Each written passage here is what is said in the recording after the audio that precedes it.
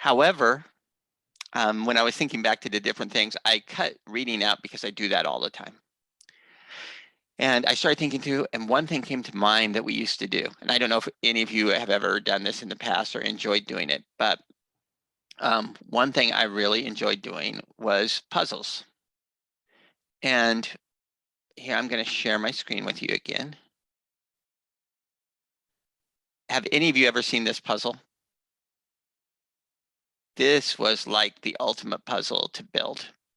We would pull this out in 1,500 pieces. Ravensburger makes the greatest puzzles, and there's so much white that it would take forever to figure it out and to build it.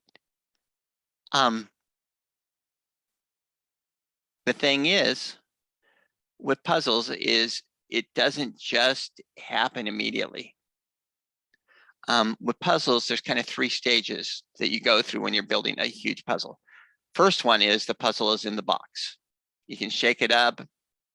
You can get a real feel for how much is there. The last stage is it's all done, and you can see the beautiful picture. But that in-between stage is when you pull the pieces out and you sort, and you get all your edge pieces.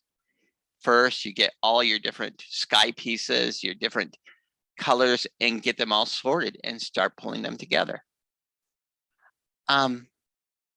That's kind of like what we're going to be talking about today. Because everything you do as an agency is like that closed box. You have all those pieces, every service, every phone call, everything that happens is like a piece in that box. The finished picture is like the reports that go to your funders, to the state and to the federal government. Those are the things where it's a complete finished work. And those will help you to get the funds you need to help your clients. That in-between stage, when you go through all the sorting, that really is the database. That's Osnium. That's where you take those pieces and sort them and put them into the database. And then the database itself will help you out by pushing those into the correct spot in the puzzle when that runs the reports. I say that because it's easy to think that the information in Osnium is just there to reside for Osnium. It's not. It's there to reside for the report. Almost without exception, every field goes to some report. So it all has a purpose. I would love for it to have half the fields, but the reports ask for that much information. So it's a balancing act. I handed out a few different, or sent out a few different documents to you this morning. And I just want to quickly refer to them so you know what they are. I'll show you. Let me go back to sharing screen. I'm going to be sharing screen most of the day. So let me close that out, close that out. In the documents, you're going to hear me mention the data entry guide. This is the guide that I have built that deals with all the customizations we have put into Osnium. You're going to hear me refer to the OS Soft Quick Start Guide. This is the guide that Osnium builds that deals with the basic program of Osnium, the mechanics of the program, and it's great. And the other document we're going to start off with in a second will be the core values. Let me mention 2 things about these first 2 documents. Most PDF programs will allow you to open up the pages. If you look through the contents of the Quick Start Guide, you're going to see lots of things in here about the basics of the different sections, but you're also going to see a lot of stuff you should get down toward the bottom, toward how do you do administrative things. For those of you who are going to be in the next training, this is an important guide to understand. But for today, most of what we're going to be doing is here in the data entry guide. This is made so you can print it off or you can use it as a PDF. I like using it as a PDF because when you go to the table of contents. And if there's something you're looking for, like how do I deal with services? You can come down here, click on that line of the contents, and you go immediately there. This is built pretty friendly. Each section is going to have a tab there saying what the name of that or what the topic of that section is. So this is services. It's going to give a quick summary. It's going to show a screenshot. And then it's going to go through every single field and give you the values for those. You're going to see other pertinent charts, but you're also going to see these blue fields. These are very valuable. And these, I would encourage you, I'm going to refer to them today, but it's something for the future I would encourage you to know and to look through, because they'll answer a lot of your questions. They're frequently asked questions, and we've come up with answers to those that will help you as you use Osnium. Going back to the beginning of the document now, after the intro, the first thing that's listed in here, and I've also sent this out separately, is a guide to balancing advocacy, core values, and data collection. This is a discussion. We're not going to go over this today.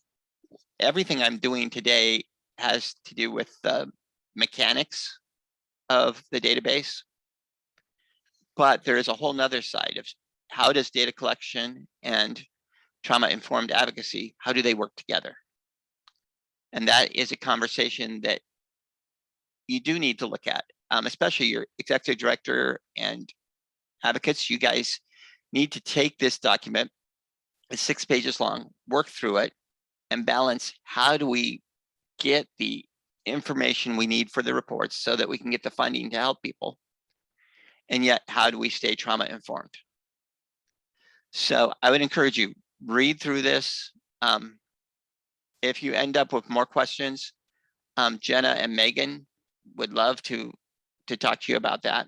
So make sure that you don't just get frustrated trying to work the two things together, the trauma-informed advocacy and data collection, but try and build a strategy. Every agency is a little different, so we don't want to try and hem you in, yet we want to really highlight the importance of this.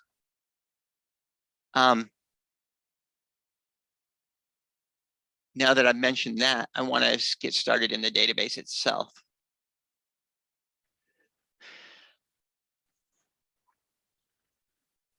I've got my coffee. You'll see me sipping it once in a while.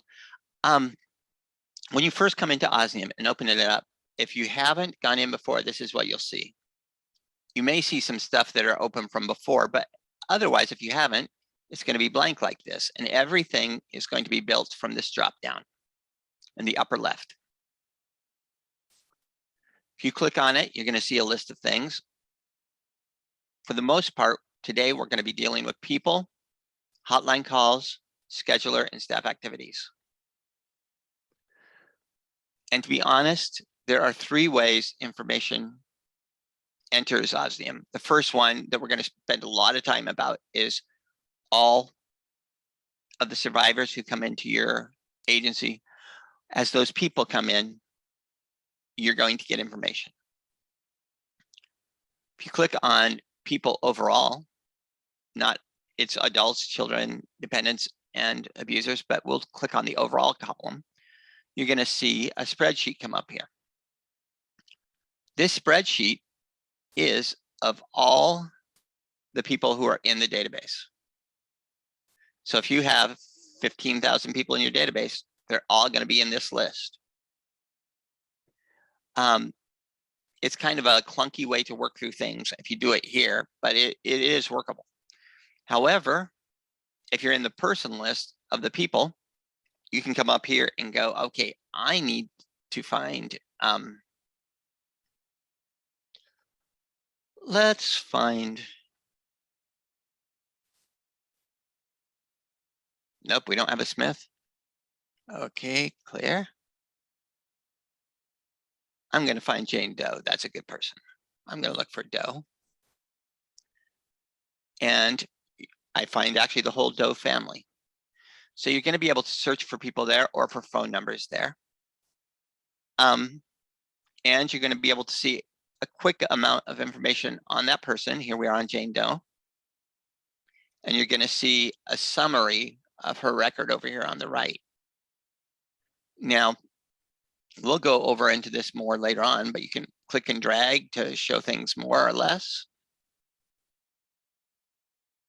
Whatever you need. And you can sort. If you go up to, like if I want to know who, I want it alphabetical. Let's go to last name. Click on last name. And it will sort alphabetically.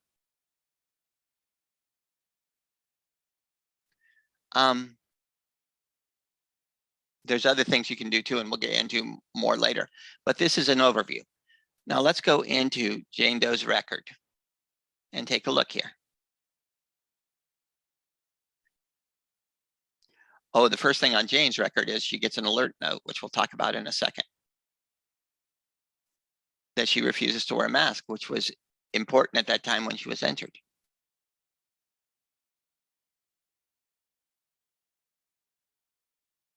Here is Jane's record. Oh, something is happening here.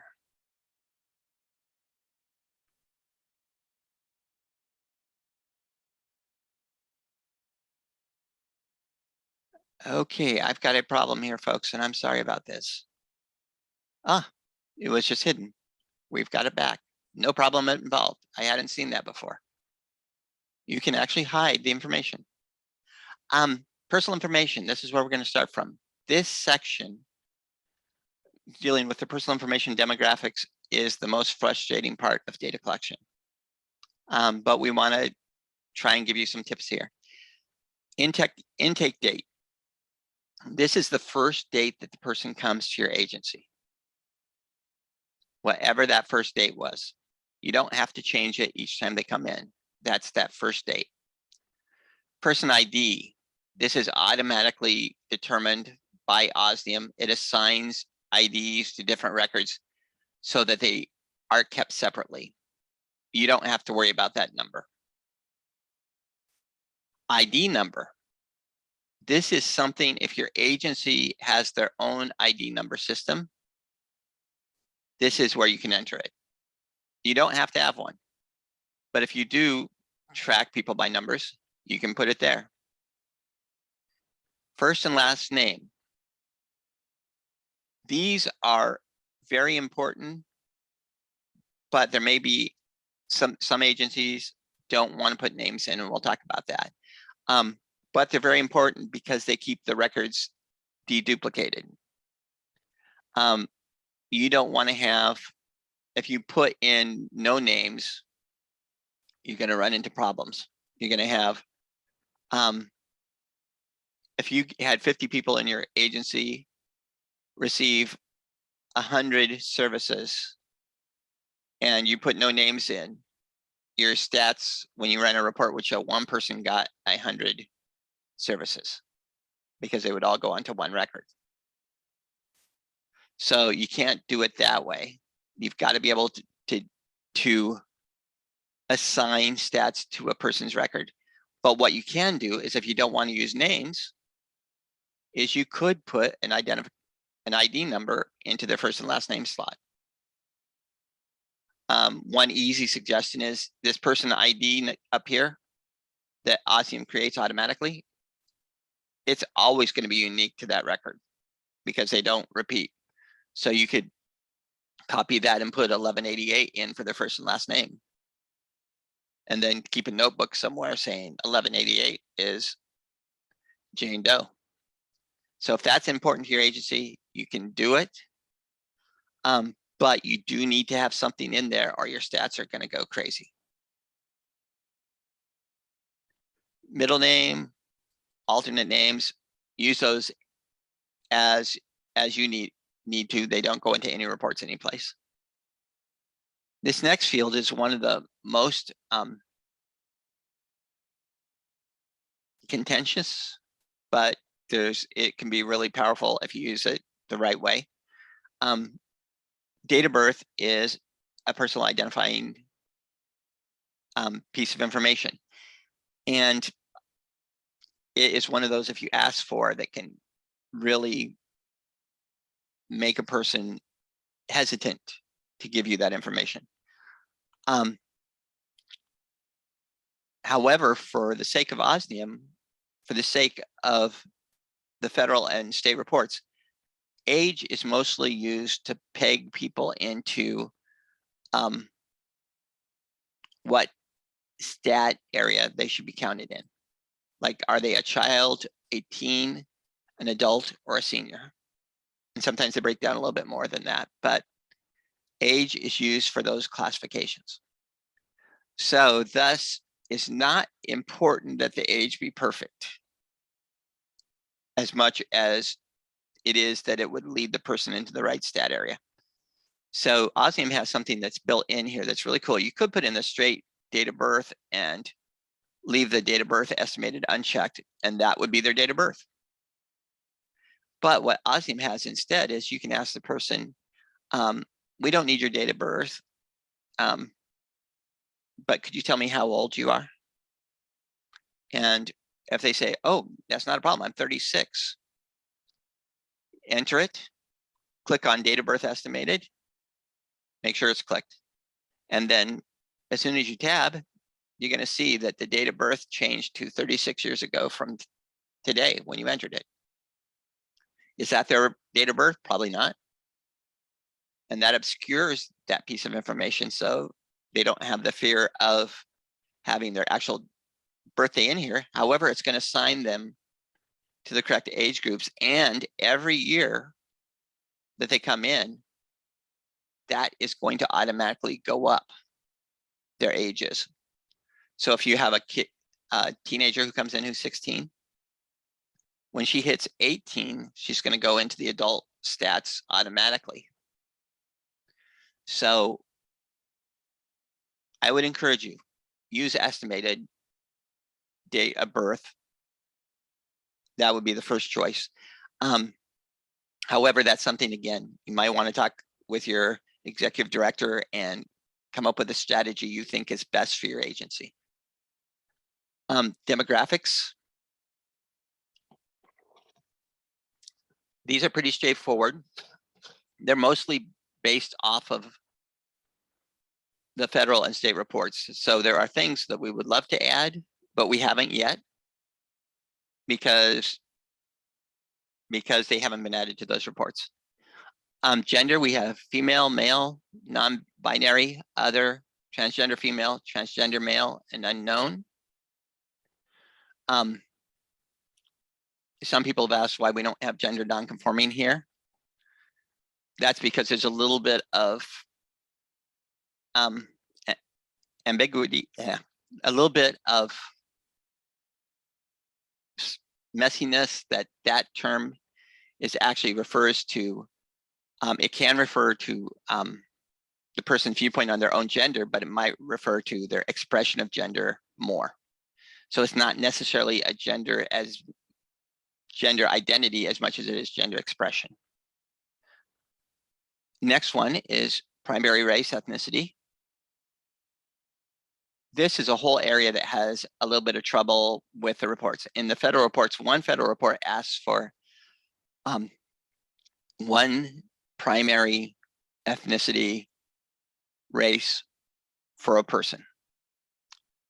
Another federal report asks for every possible race for a person. So those are two totally different things. How we've dealt with that is to break this into two parts. Up here in the demographics, we have the primary race, ethnicity. What would a person primarily consider themselves to be ethnically, racially? This is a hard question. You know, this is something, don't guess, don't push on it. Just as you are trauma informed, as you figure out what would be the best answer with the person, enter it. And if it's multiple races, ethnicities, great. If it is some other race, great. If it's American Indian or Alaska Native, you'll see that this whole tribe entry comes up that has all the federally recognized tribes in Oregon, plus other tribe area. So you can enter it that way. And we'll go to the second part of this when we get to the bottom of the page. Sexual orientation. Don't guess. Whatever you do, there's a good amount of choices here. And there's always more choices coming up.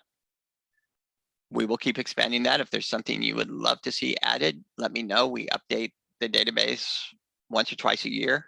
We'll have Osnium go in as reports are changing. Limited English proficiency. This is where you can track yes, no, unknown, which does go into reports, but it's also very helpful for your own records. Primary language. We have a pretty full list of the common languages in Oregon. And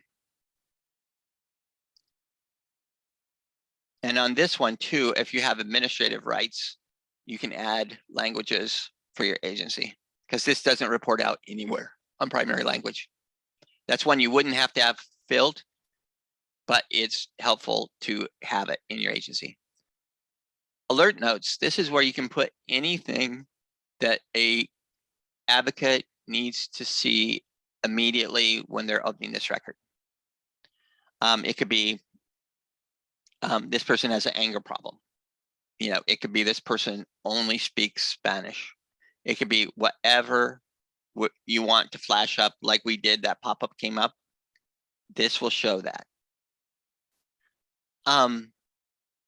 Now over here in phone numbers, this is kind of a cool field.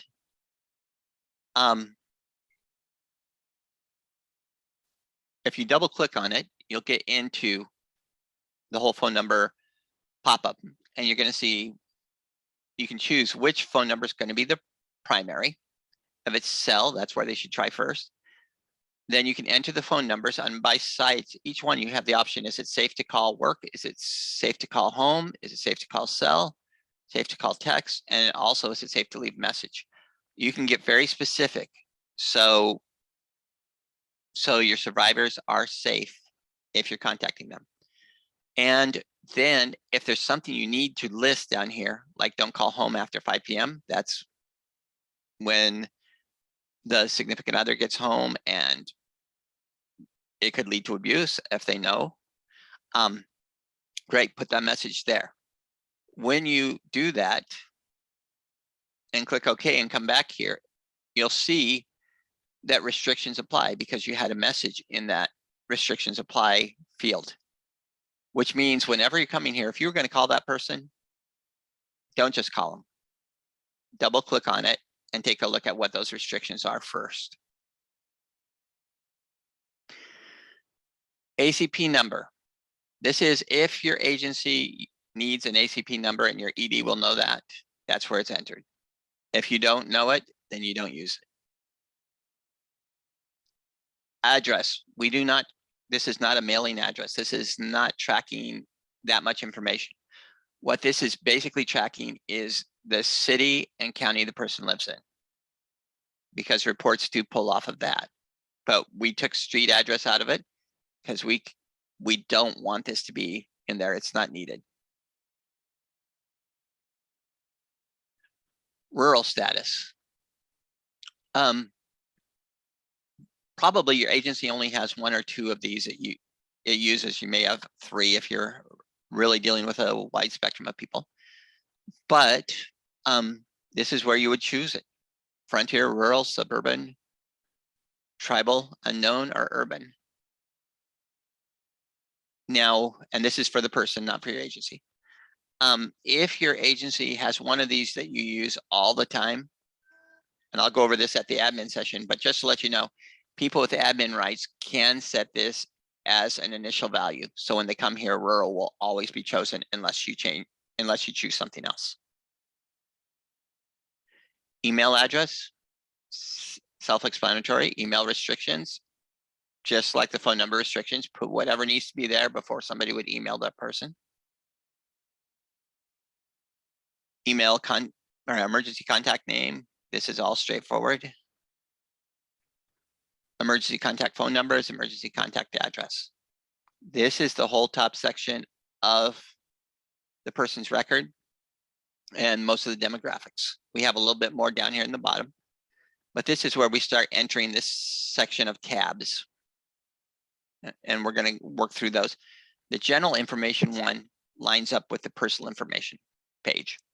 So if you come down here, let me move my pictures so they're not in the way. I have you all lined up at the bottom of my screen.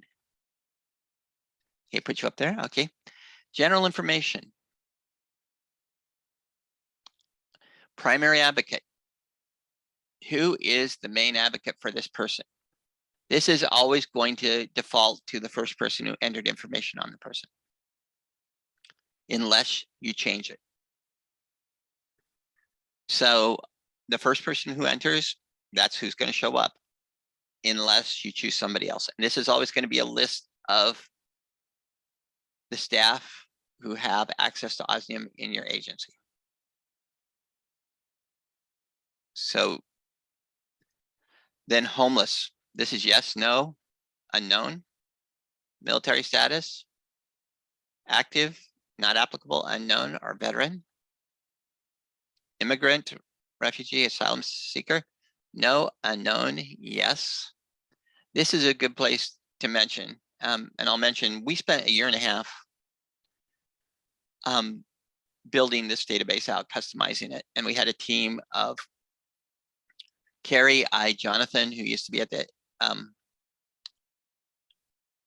with the coalition. We also had Cheryl from DHS. We had Becky from DOJ at the time.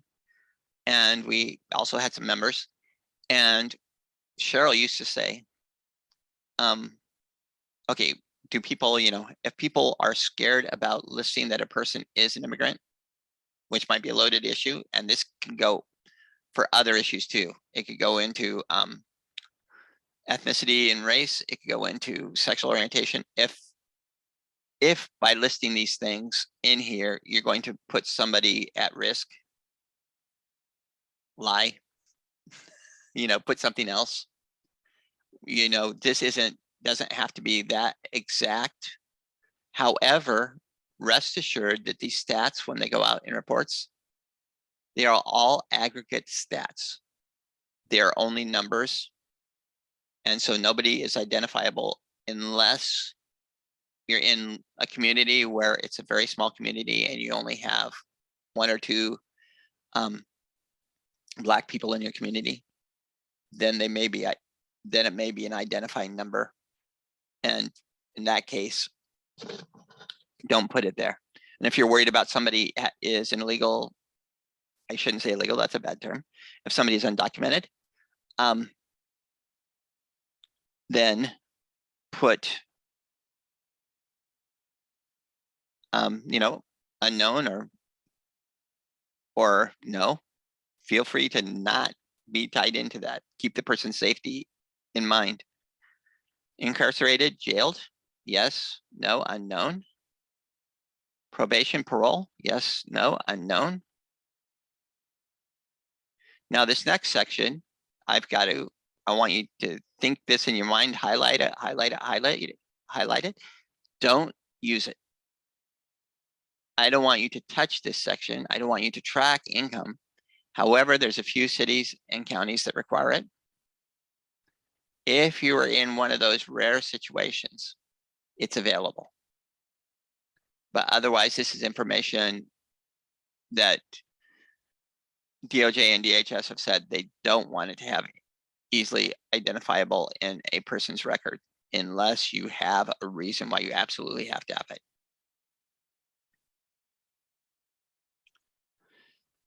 Special classifications and disabilities is next. This is a short list. There's only 6 recognized in the state of Oregon, but cognitive disability, deaf or hard of hearing, intellectual disability, other physical disability, and visually impaired blind. Now, I want to show you here, and this is going to be true. This is called a multi-pick checklist. And on this, you can choose more than one. Now, there's a couple ways of doing it. You could hit one and hit OK, come back in and hit the next one and hit OK. open it up again and do that. Or there's an easier way. And this is true for all of these. And this is a Windows shortcut if you haven't used it before. You can hit one, hold down Control, hit the next one, keep Control down and hit until you have all of them, and then hit OK. And then that will enter all of them. Or if you have all of them in a row, you can hit Shift instead, hold it down, and click the first and last one. So Control allows you to do multiple selections. Just hold down Control until you're done. And Shift allows you to choose all of them in a row. If you didn't know that, Windows shortcut, that's true in so many programs, but that works in all these multiple choice, multi-pick checklists. And once you've chosen them, they'll show up here. In this case, it's deaf and visually impaired. To remove them, you click on it and hit remove.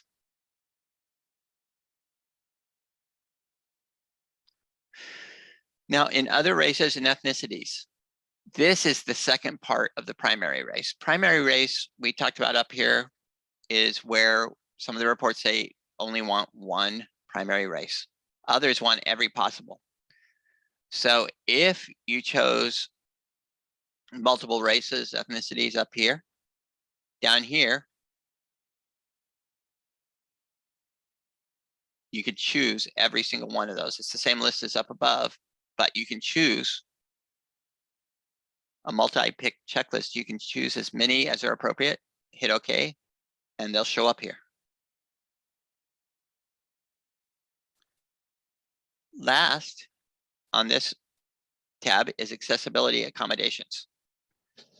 This is where you can track anything that will help you with that client, such as if they only speak Spanish, you can say that there, and you can even say who is the advocate who works with them the most for translation. If they are a person who has a real emotional problem of some sort and needs a certain advocate to help them, or a certain room to help them, or if they're sensitive to bright lights or whatever, you can track all that information here. Anything that will help you with that client. Before we move on to the next tab, is there any questions at this point about personal information, about the adult record, the personal information section, and the general information tab? You said something about with the immigration status that could be how would that sorry, I can't speak. If it's not reported, how are we putting them at risk if we mark them as an immigrant? Well, it's one of those things that could identify them potentially if there aren't many immigrants in your community, and it shows that there are your stats records when they come out to the state or someplace else show that you had two immigrants. It might lead somebody to make a guess, and that's, yeah, if there's any fear, or if the strong thing about Osnium is it's siloed within your agency, so this information doesn't get out of your agency. But if heaven forbid, you did manage to get hacked somehow, somebody got into your system, if you're worried about that, you have the option not of tracking it. It's an abundance of caution.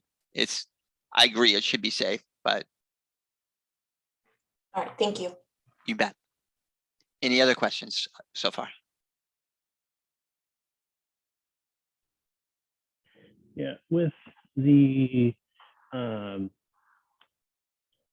race and ethnicity categories, if somebody identifies as American Indian, Alaskan Native, as well as another race, do you have to list the Native American up top in order to identify a tribe belonging, or can that be identified in the secondary column? Let's see. Yeah, you would have to, and that would be that would probably be fine. What it would, I think it still pulls on any that is going to come in. Well, it's going to count them as American Indian as their primary ethnicity. That's the one thing it will do. But yeah, there is no other way functionally of adding the specific tribe down here.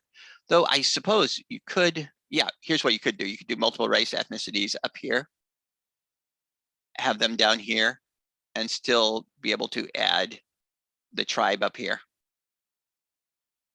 So yeah, that would work. Does that match what you're asking? Yeah. Okay. I hadn't been asked that before. That's a good question.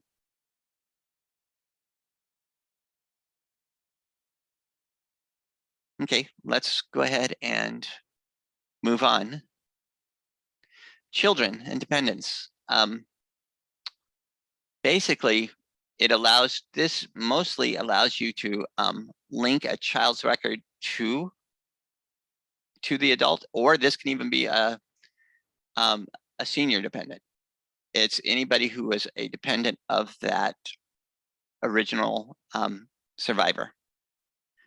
And in this case, Kate Doe is, and she shows up here. But if we wanted to add another person, we could add, we'll search to see if they're already entered. New will be a new record.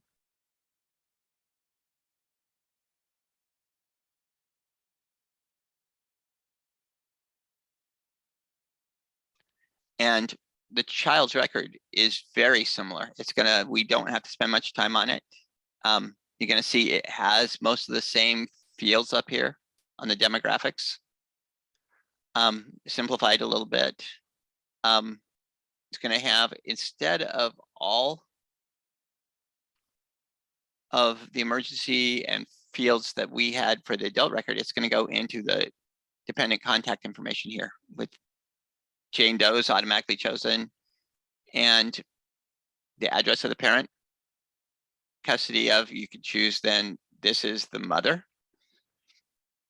And you could go through and add anything you needed to there. And then it has a simplified selections under the general information tab. Now, the main thing this is going to do after you fill it out is it's going to make it easier if they go into shelter to group them as a family. So you can enter the person here, and I'm not going to save, though you would always want to save before you would leave or you'd lose the record. Yes, I'm just closing out and not saving. Nope. Okay. And I have Kate Doe's record here. With having her linked to her mom, anytime they go into shelters, it's a very simple process to list Kate to. And some people go, why would you enter a child? Well, more often than not, the child in this situation quite often is going to be the secondary victim. They could be the primary even, but in that case, that relationship is important. That leads us to the third type of record besides children and dependents, and let's take a look at this separately, is abusers.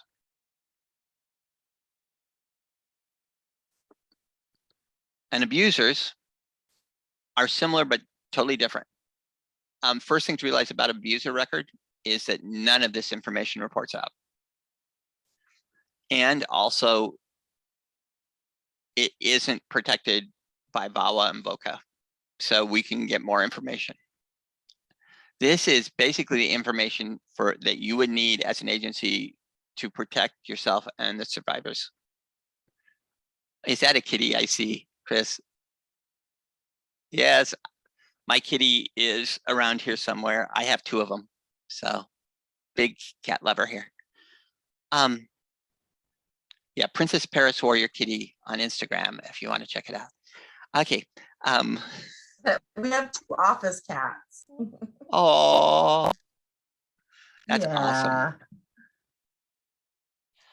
On the survivor track, whatever helps you. You can put all the information you can find in this last section where it says physical description. You're going to see a lot of identifying information: height, weight, hair color, hair length, facial hair, eye color, glasses, contacts, distinguishing features. And if you double click on this square box, oh, okay, yeah, I can't do it because I'm using the test database.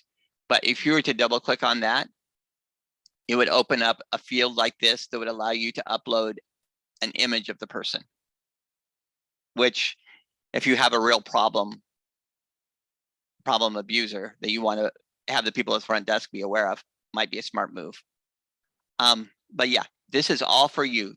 And you also have a record of every single victimization this person has been involved with. But this won't report out, but this can help you with your work. Let me close that out. There's normally a question somebody will have at this point. Let's see if anybody's thinking it through. If we have client records, people records, and adult records, and we have abuser records, might there be an issue you can think of?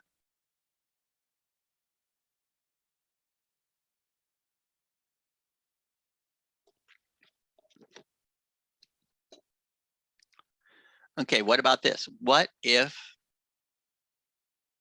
you have a couple and they both claim that they're both abusing each other?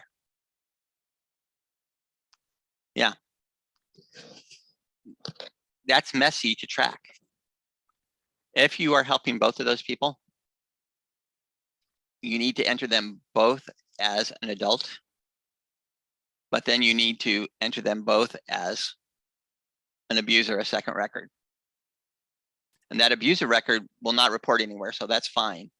But it will allow you to see on each other's records that they have had victimizations against each other. And it'll allow you to understand what's happening there more clearly. That's my suggestion of how you would handle it, and how most agencies I know are handling that situation. What does that mean for the Okawa privilege protection stuff? You said that the abuser portions aren't protected. Oh, well, in that case, yeah, with a Vala and Voca, and yeah, on that, if the person is also a victim, yeah, I would be more careful about what you would put in than on the abuser section. Definitely. I hadn't thought about that. That's a great question. That's your second one. I like this, Jess. I personally then would be more careful because they're also in there as a victim. So, but again, it doesn't report out. So it's what is stored siloed in your agency, and just error on the side of caution.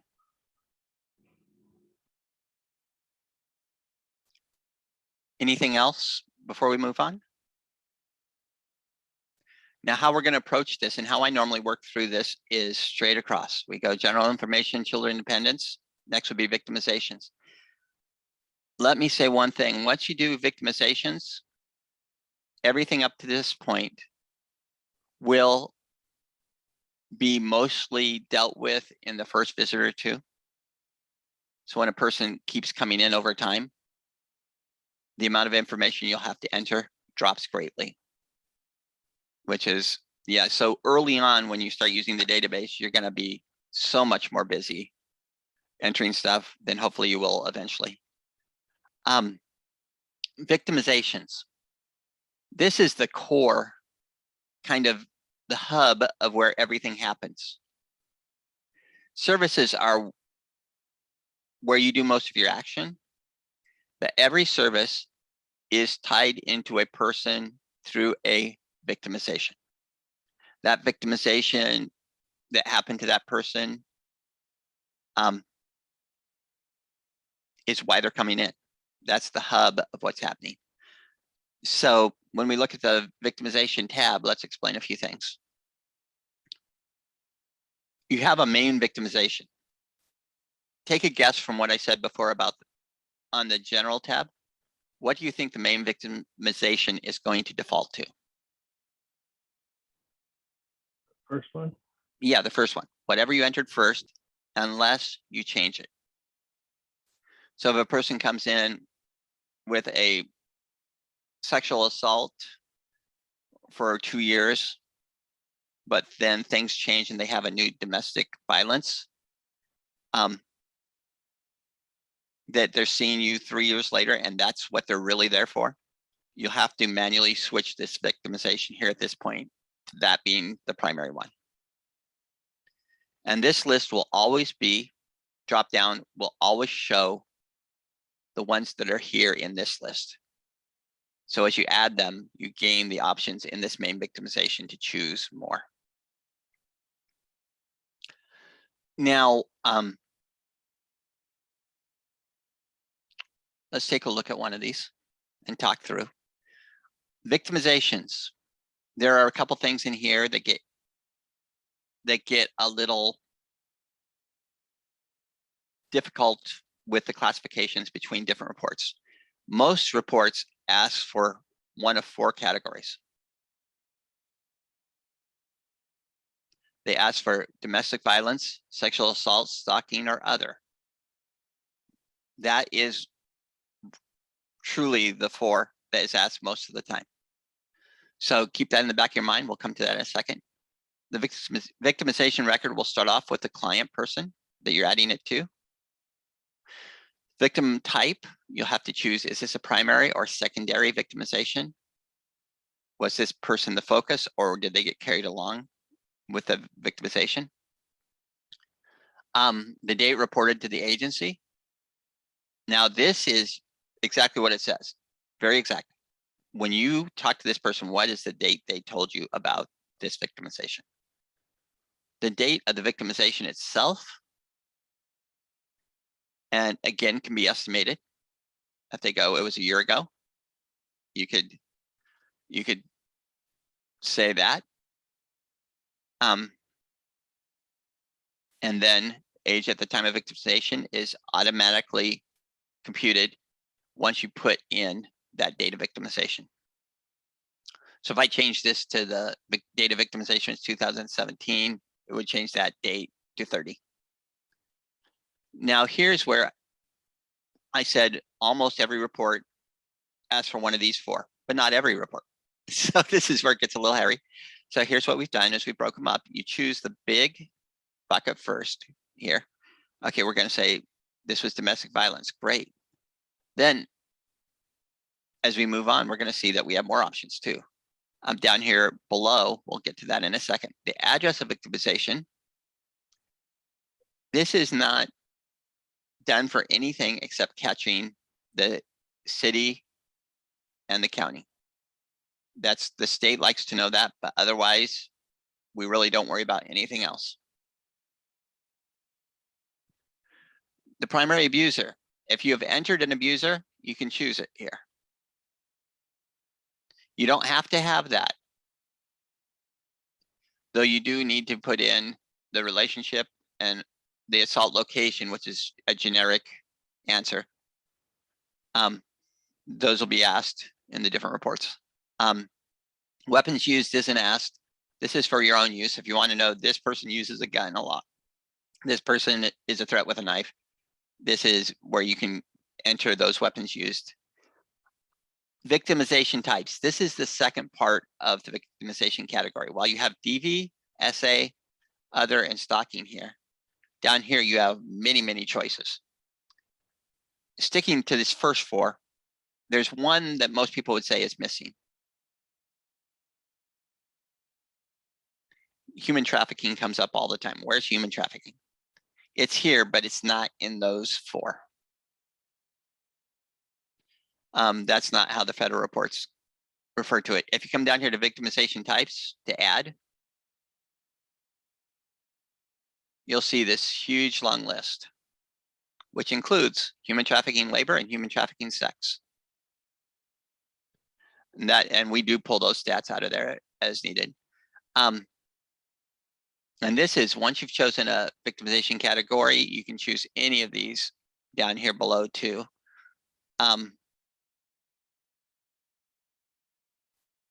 Now, the one thing, and you can have as many as fit to that victimization. Now, one thing I want to encourage you is be careful with using other in the short list, because what that will do is on some federal reports are specific to DVSA. And if you put other in, suddenly you'll notice when you run reports that the stats are way low. And I'll have you do a check and we'll see how many of them are listed other, and then those that are others will probably have to be corrected. So that's only used when it's specifically correct. And then any notes.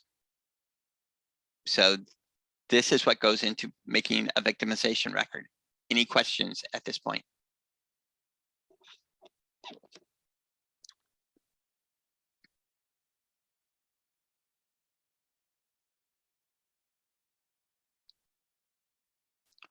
One question that sometimes comes up is, what if it's DV and SA or something like that at the same time? Do you have to make 2 records? Yeah. But what you can do, and we'll talk about this on services especially, is you can use this cool thing. Once you've created your record, you can hit save. And then you could hit copy, which creates a clone of the other. So you have all the things you had filled out on your other, but you can come down here and change the things you need to change.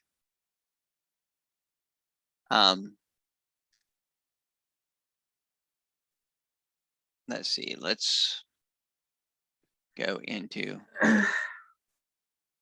say I wanted to remove, move that on that one. Okay, and then you could hit save, and then you'd have 2 records. So, and we'll go through that later on, but that's also in, good note, let me show this to you. On going back into the manual, there are some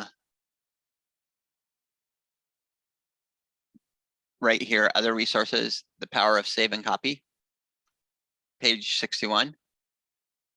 It's going to tell you exactly how to do this. And in services, this will be incredibly vital to help you speed things up. So write yourself a note, and we'll mention that several times yet too.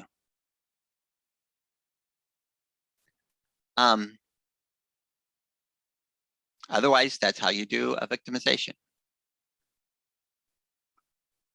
And the full list of victimizations will show up here. If you added, one other thing I should mention, if you added a primary abuser, Bob Doe here, that victimization record, and you went to Bob Doe's record, you would see in his list,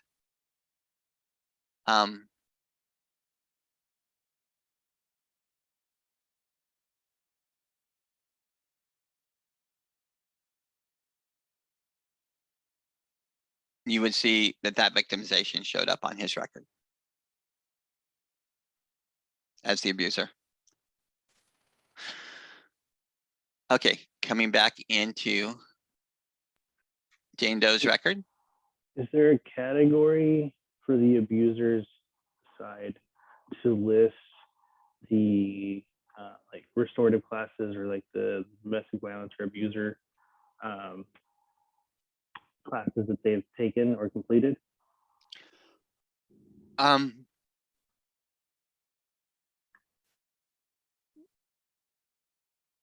There is a way, but not tied into the abuser record. I don't believe, hang on just a second. Let me double check here.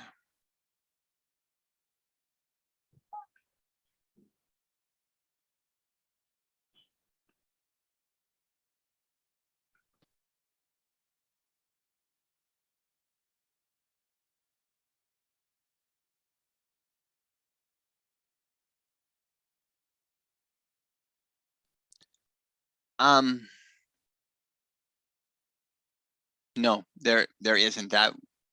That doesn't report out anywhere, so that is why it's not built in. I mean, I can see where it would be good.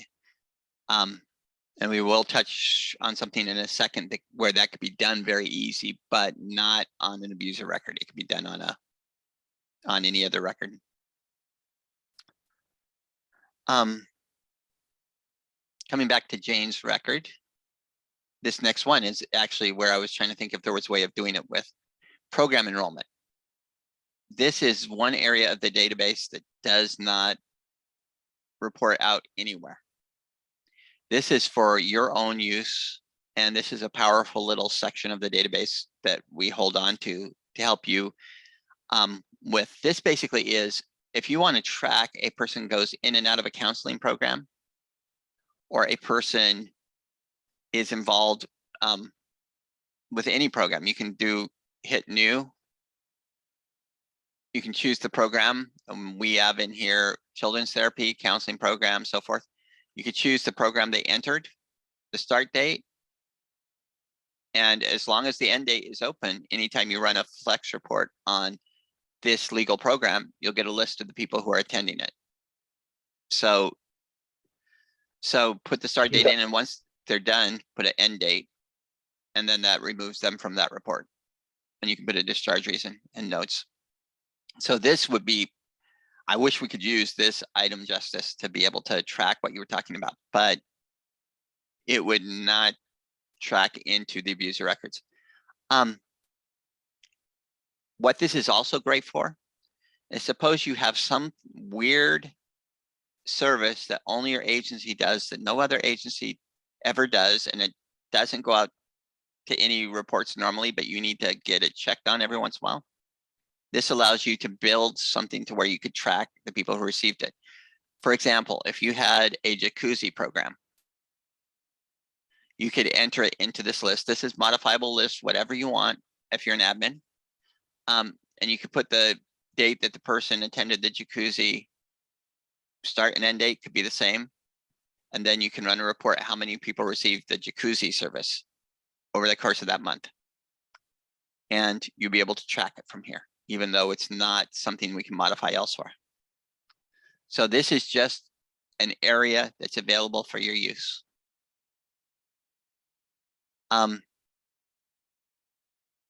Now we're coming to the meat of the database, and you guys, you have enough stamina for 20 more minutes before we take our break? 10:30, or should we take a break early? Still good to go. Okay. Let's do services, and once we're done with that, we'll take a break. This is the most involved area because this is where most of the database is focused around. When you come into the services, if you hit a new service, you're going to get this screen. It's going to tie into related victimization. You can choose which one it is. It will always default to the primary victimization unless you change it. So choose the appropriate victimization. Advocate will always default to the person who's doing the entry unless you change it. Date of service. That's pretty self-explanatory, the date that came in. This one needs some explanation. Start time. This is really important. You need to have a start time on services. Why? Well, if you have a shelter, you need to have a start time on services, or if you do any sort of stays. The reason why is because the start time on a service determines whether or not a service was done in or out of shelter. Was this a service that the person received while they were in shelter?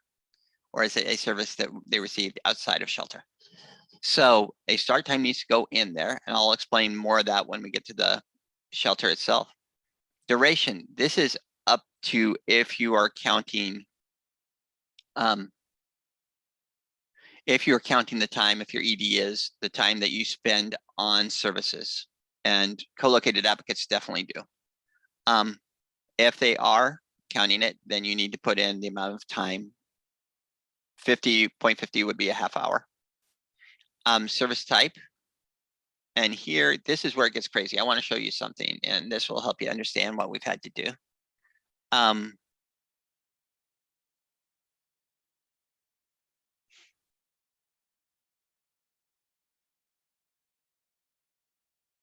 Here it is.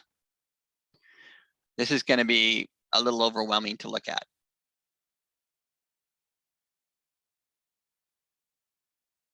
I'm going to zoom in. When we started working on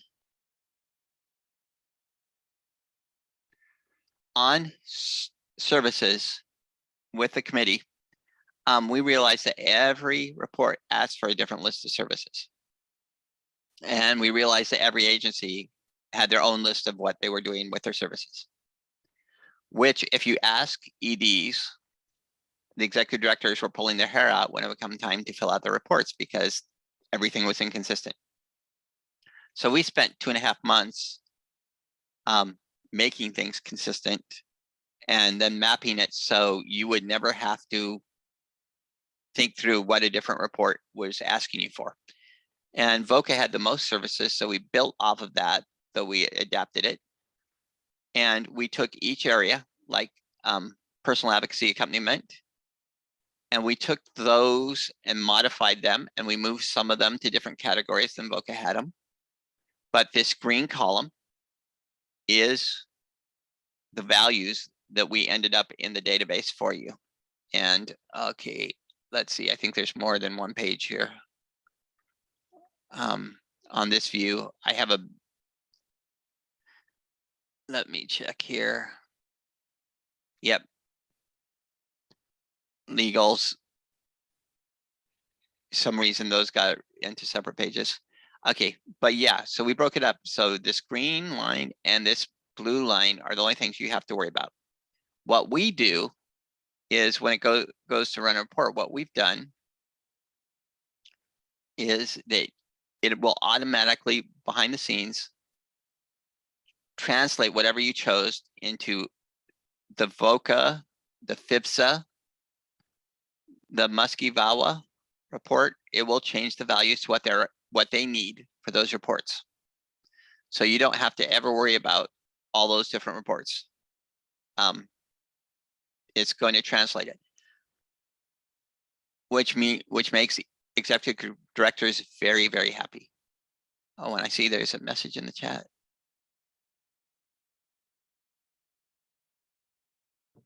Very, very happy. Oh, very, very happy. Yeah, it's extremely. Now it does mean for a little bit of adjustment for you, but most agencies have found it pretty simple once they get used to it. So what you do is you choose the service type first.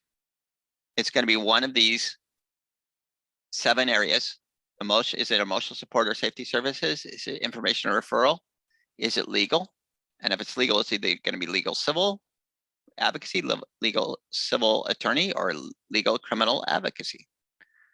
Is it going to be personal advocacy accompaniment or personal assistance basic needs? You probably can guess pretty well the first try. Let's say in this case, it's going to be emotional support or safety services. Great. When you choose that, that's going to set up your choices for the service. So you come in here and you only have 5 choices then. Crisis intervention, individual counseling includes peer. Other therapy includes peer, and gives you some more examples there. Safety planning and support groups includes peer. Let's say it was crisis intervention. Great. Then the region of service, you can set this default. You can set it as a initial value if you're an admin, so you don't have to change it unless it needs to be.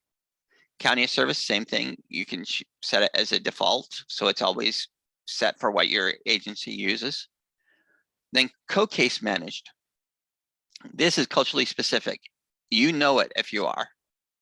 This is if you like a Spanish-speaking agency that does not have shelter, but has a deal with a shelter that they work with and with another agency, and they send one of their staff over with that Spanish-speaking person to that shelter, and that person helps manage that case over at that shelter with that person. That is a rare thing, but if you know that you are, you can check it. Co-located advocate, that's a very common thing. Almost every agency has. If you are a co-located advocate, you need to check this every time you do a service, because this will determine for your co-located advocate reports whether your services get counted or not. And a new thing that has just started, they've wanted to know if this is a follow-up service, if it's a extension of services done before.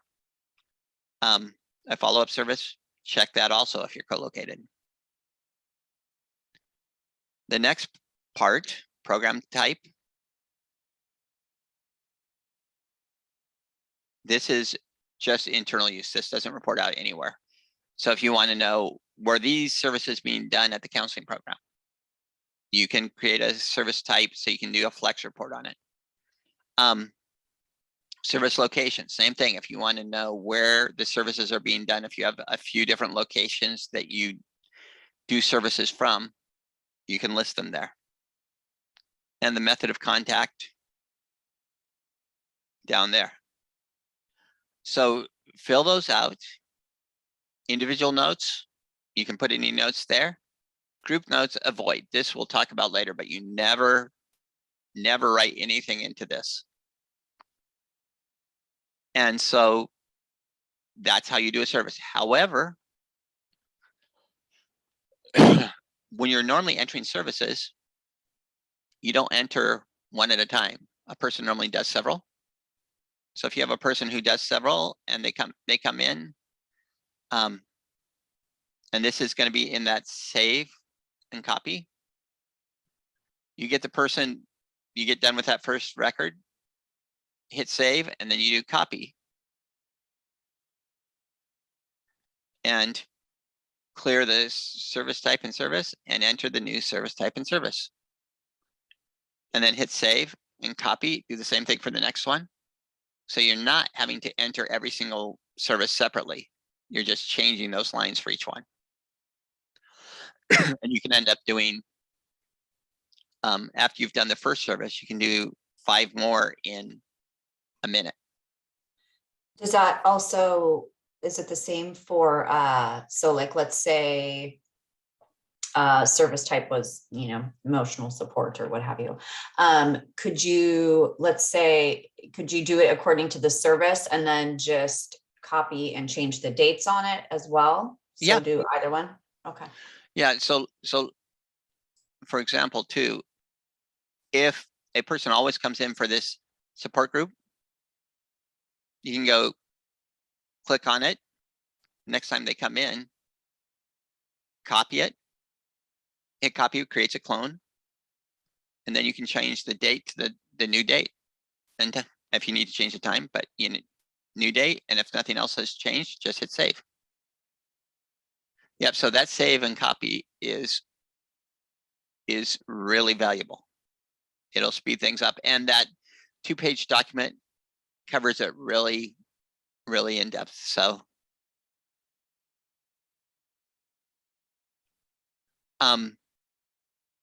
any questions about services at this point?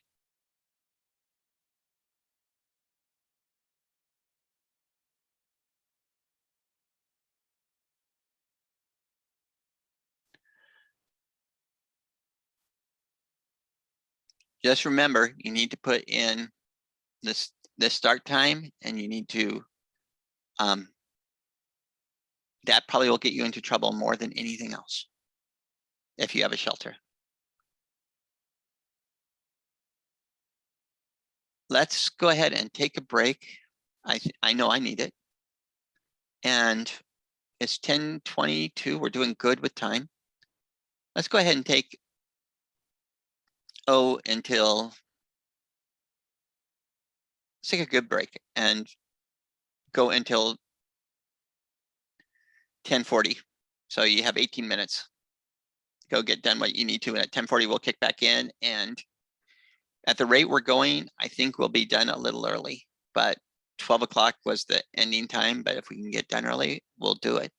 You're doing great. Thank you, folks.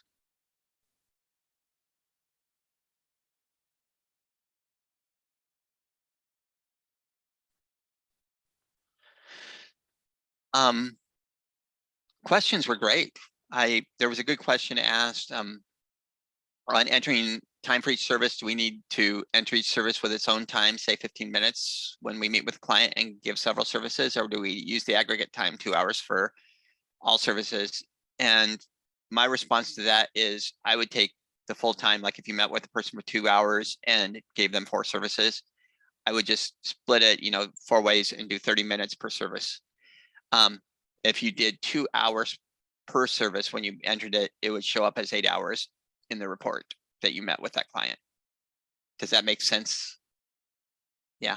If you want to do it specific and say how long you actually met with on each service, you could, but I would just say, okay, I met with them for an hour. I did 5 services. Great. Just split it up. What's the lowest time denomination? Is it a half an hour? I think it can go to, let me double check. That's a great question.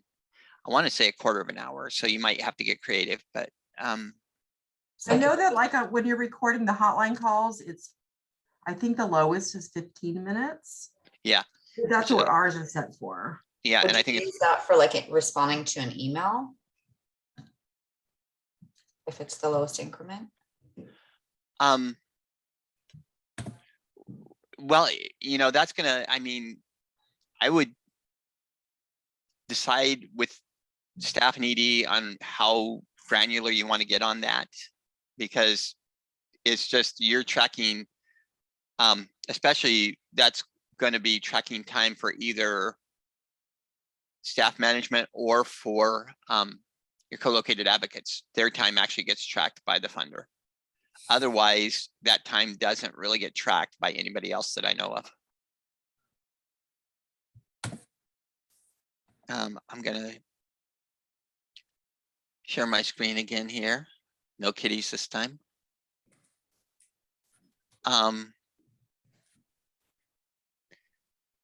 Any questions before we move on? Okay. Stays. This is either a very easy area or a slightly complicated area. How many, do we have people who do HUD with their stays in shelter? Yeah. I see one hand. For you, it's going to be more complicated. If you don't do HUD, it's a piece of cake for the most part. Let me show you. With a stay, you'll open up a new stay.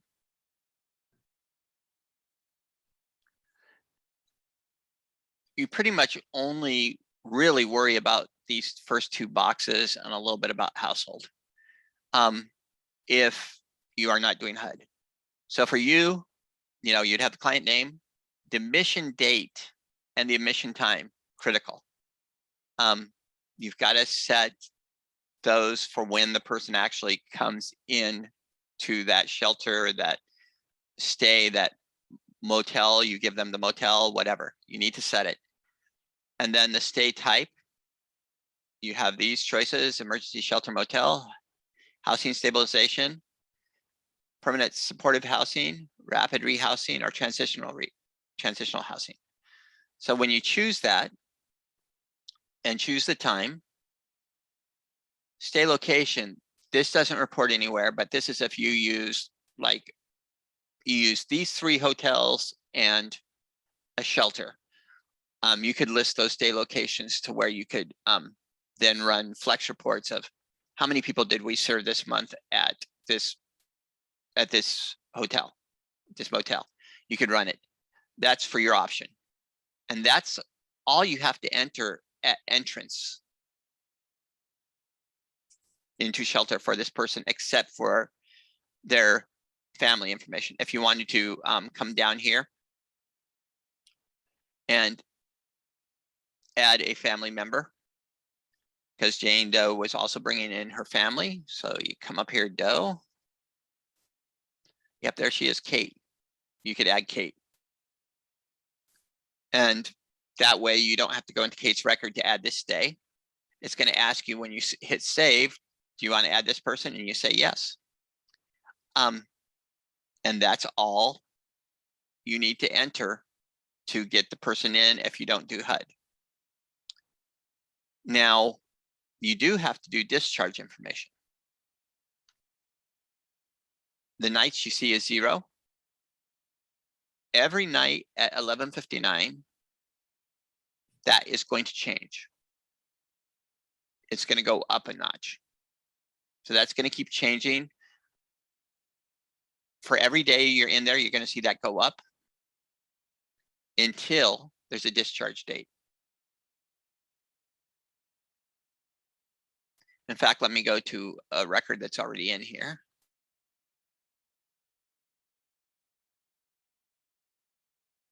So you can see. Oh, this is perfect. I'm so glad. See, they never set a discharge date on this one. So what's the issue? The person has now had 1,484 nights in that motel, or in that shelter, according to this, and that's what would report out. That is an issue. So what do? You put in the correct discharge date if they came in on the 25th, 2018. Let's say they were there for 3 days. And on the 28th, they discharged at 4 p.m. And you'll notice that the nights just changed. Now, when it reports out, it's going to show 3 nights. So at discharge, you have to put that in.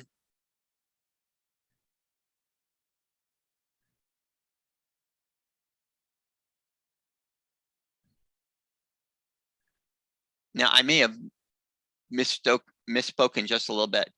On the nights, I don't think it would have reported. Well, yeah, it would have reported out. So it depends upon what report, but yeah.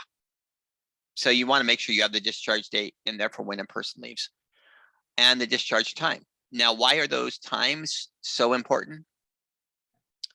They are so critical because any service that falls between that admission time and discharge time is going to be considered a in-shelter service. And if they receive another service at 4:15 p.m. on the 28th, after that discharge time, that service is going to be considered outside of shelter. And there are some reports that ask for that distinction. So these 2 times versus the time on the service will determine whether a service was given while a person was in shelter or while they're outside of shelter. Does that make sense? Reason for exit, this is a short list, but pretty straightforward. Destination at exit. Again, just another short list.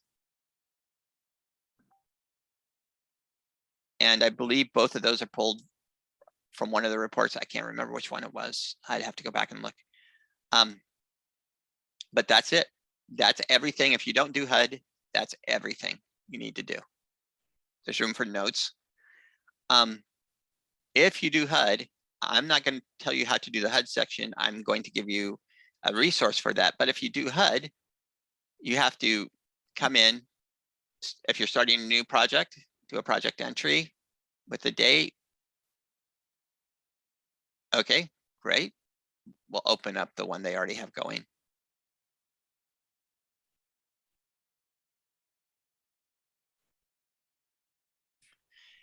And in here, you would have to fill out all this information. And this does get into income sources. It does get into health information, coordinated entry. So if you're doing HUD, this is the stuff you have to deal with. And we don't want this information collected at all unless you're doing HUD. And on HUD, where you can get the information you need to really talk through this, because this is under control of the federal government and under control. Osnium makes this database meet federal standards. They have a page called osnium.com/HUD, HUD. And that page gives all the information. It has 2 videos. The second one, which is the complete walkthrough of how to do the HUD module and reports.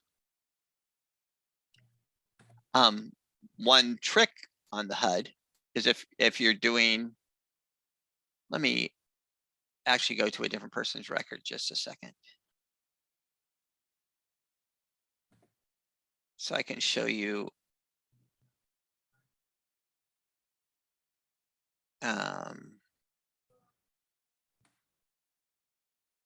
Okay. Let me show you what you can do with HUD if you have it, if you're not aware of this. To start off with, when you get into HUD. Oh, sorry, I didn't mean, yeah, I did.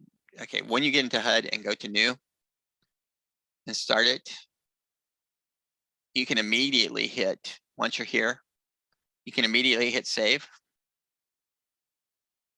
Oh, there's one already in here, but I didn't mean to do this, but you can immediately hit save and it'll tell you all the fields that need to be filled out.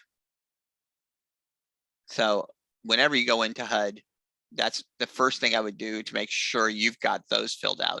Otherwise, you're going to have errors for sure.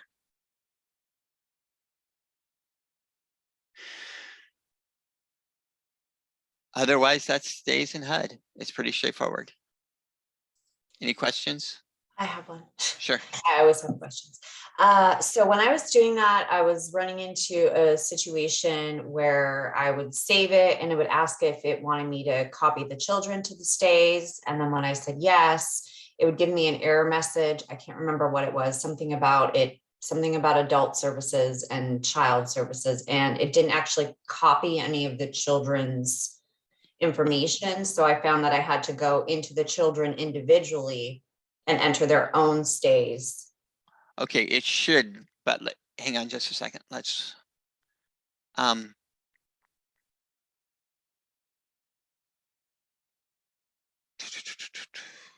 it's hidden behind the, yeah, it's hidden behind my little row of your pictures. I was going, where did it go? I'm going to do a new one. Okay, so if we're doing, let's keep it simple.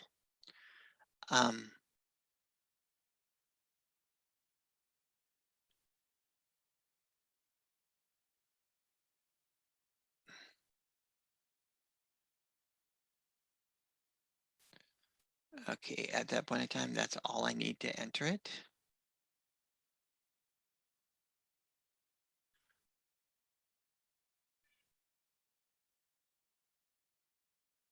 Okay, and let me go to Kate's record.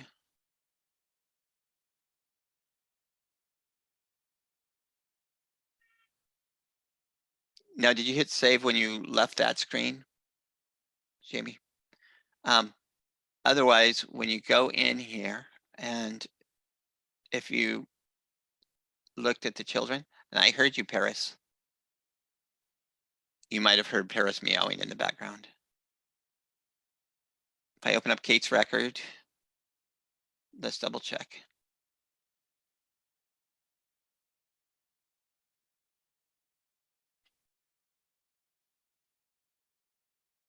No, it's not showing.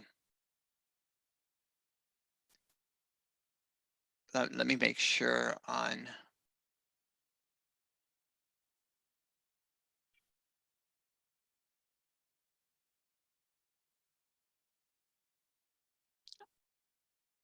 Hi, Paris.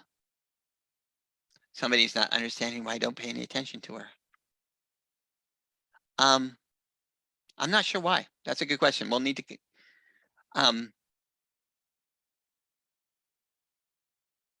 that would probably be worth, if you get a few minutes, to contact Osnium and have them double check that with you. And I'll try and mention it to them too, but it does seem to be something messing up there.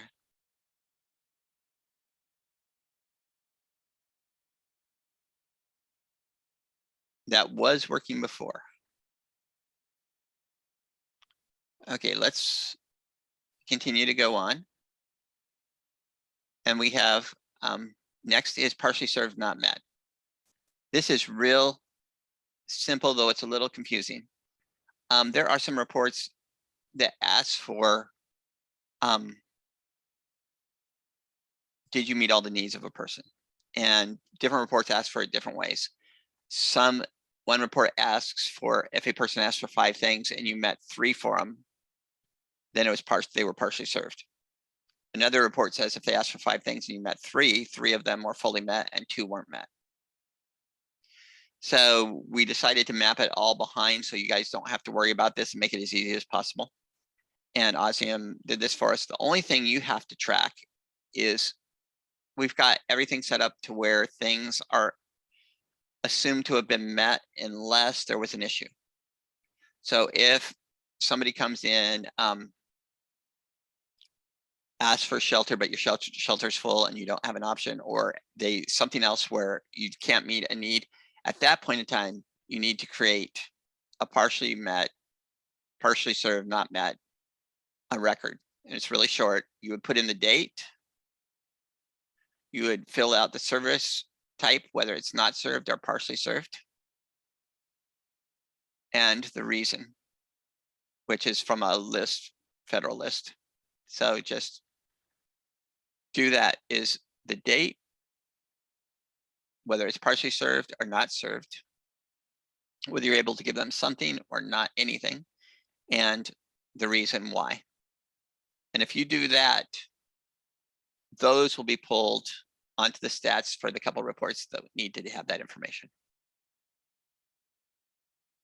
And you do need to put the staff person's name down here too, yourself, whoever was meeting with the person.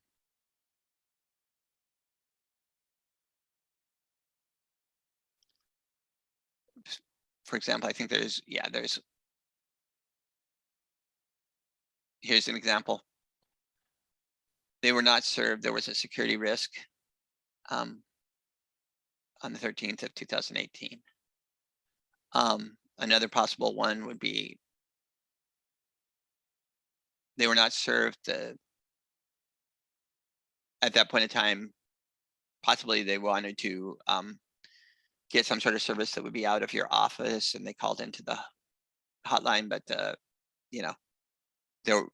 hours of operation were closed at that point. So those were those types of things where you would put it in. You shouldn't have, hopefully, too many of those, but that's what's available to track those. And that's only when you can't meet it. Any questions?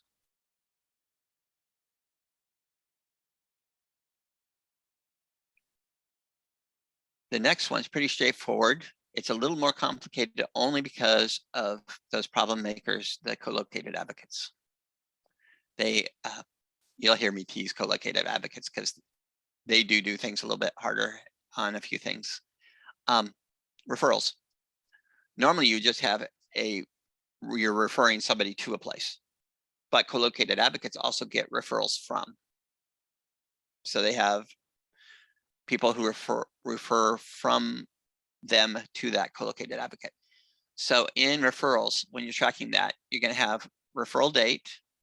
Is this a referral from somebody to you or to somebody else? If you're not a co-located advocate, it's always going to be a referral to. I think, though you may decide there's some reason why you need to track the other, but you just choose whichever one. We'll say it's a referral to in this case, and say you're referring them to DHS child welfare staff. You'll notice once you've chosen that, and once you tab or move to a different field, that referral to fills in automatically there. So you have a referral to DHS welfare staff. Are you a co-located advocate? Yes or no? And we'll say yes, and then choose the advocate if it's not the person who's already entering it, and any notes, and that's it. Now, if you're doing several referrals at the same time, very common, save, copy, save, copy, and just change who the referrals to and so forth. This is a pretty easy one, but any questions about this, about referrals?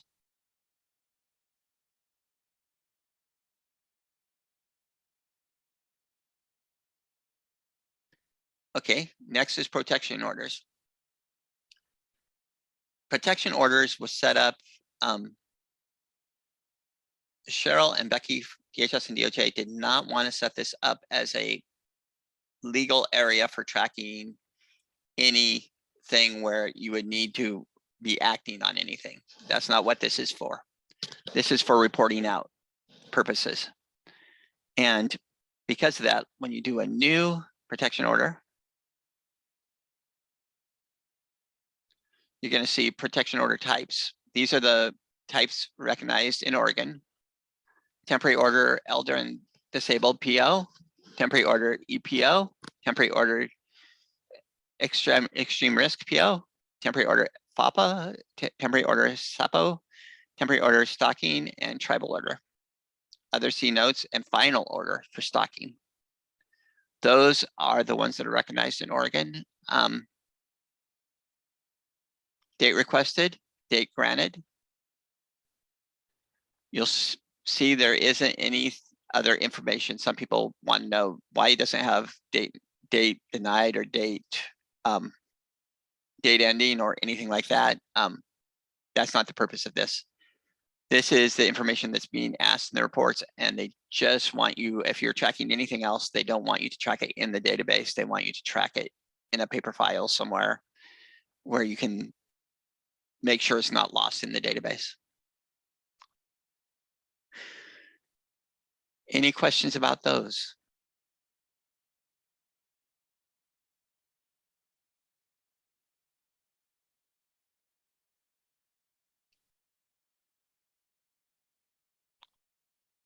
Related calls, I'm not going to go into this in depth except to say this basically is the same as hotline calls. The record is, except the hotline call is related and hooked into a person's record. So if you received a hotline call from somebody or a call that you were going into in crisis with a person, you could click on new here and you would pull up the hotline call record and fill that out and have it attached to that person's record. We're going to be going into hotline calls in a second, so I won't go any deeper on that for this point. File attachments. This is very basic. File attachments are if you have anything you need to attach to a person's record. For examples that would be possible would be things like co-located documents, community-based service documents, other release of information probably is the most common one, or shelter documents.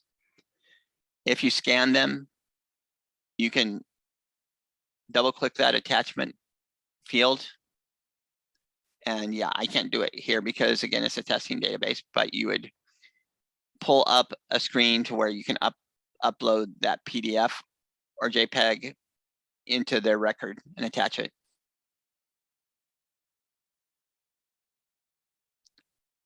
And then basic notes, where you can keep some notes on the people. This is not made to be case notes in depth. It was a little clunky for that. And Cheryl had said when we were building this, she doesn't want advocates to think of themselves as therapists. You know, that's not the purpose. It's really, the notes should be basic. If with all the care we do and all all the protection you have of siloing your information, it still somehow gets subpoenaed or pulled out. You don't want anything in there that would be harmful. And that takes us through everything that's on an individual's record. Any questions before we move on?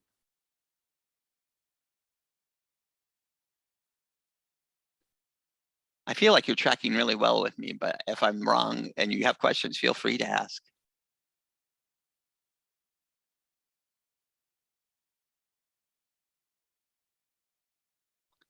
Okay, we're going to move on. There's 3 ways that information flows into the database. That was the people. We're done with that part for right now. The second way in is through hotline calls.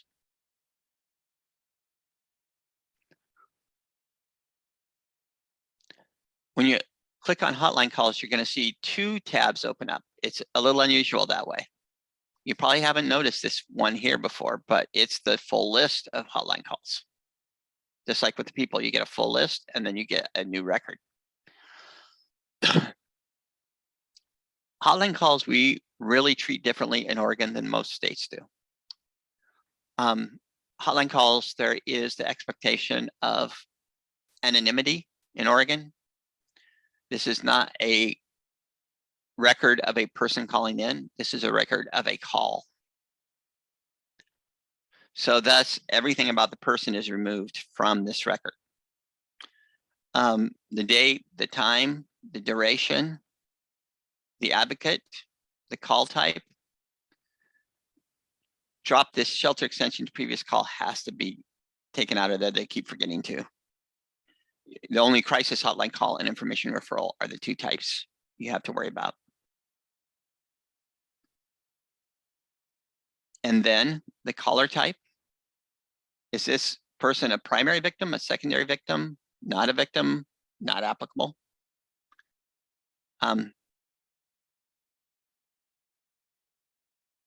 Victimization category. This is the big 4 that we talked about on victimizations: domestic violence, sexual assault, stalking, or other. So choose what fits the best. And beyond that, there's not much else you have to enter. You go into a call result at the end of it. Did you create a record, decline services, inappropriate for services, needs met, unable to provide, funded service requested? You have those possible results. If the person asks for shelter, you have a few more results. But that would be all you would have to do between that call area and that call shelter result. Now, if the person is an existing client, you can tell. There is a way to attach this to a person's record, but respecting anonymity, you need to be very sensitive and trauma informed how you deal with this. Cheryl said, you know, this would be the exception to the rule. This is something you wouldn't normally do. But if it was somebody you thought you knew, it's like you could go, well, you know, I think I know who this is, and I could help you more and maybe give you more services if I confirm that with you. You don't have to answer this, but Jane, is this you calling in? And if it is, and she feels comfortable enough and says, yeah, this is Jane Doe, you could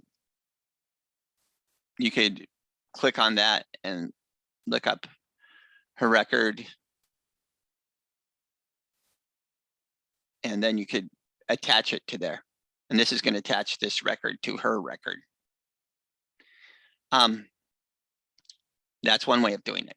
If the person is not a client, and you don't recognize them, but you can tell it's going to get really involved, and you want to be able to really track the services and everything you're doing with them more,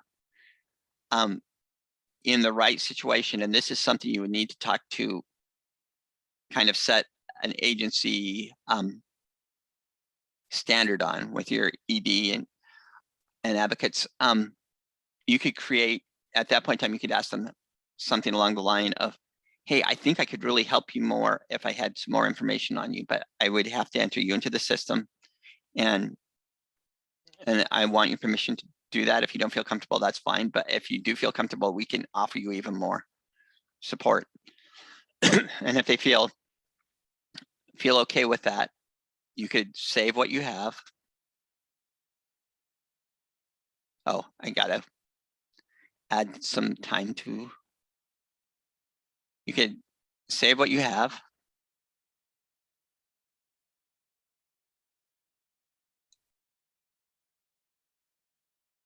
And then once it's saved, you can come up here to this button that says convert calls to a record. And then it's going to,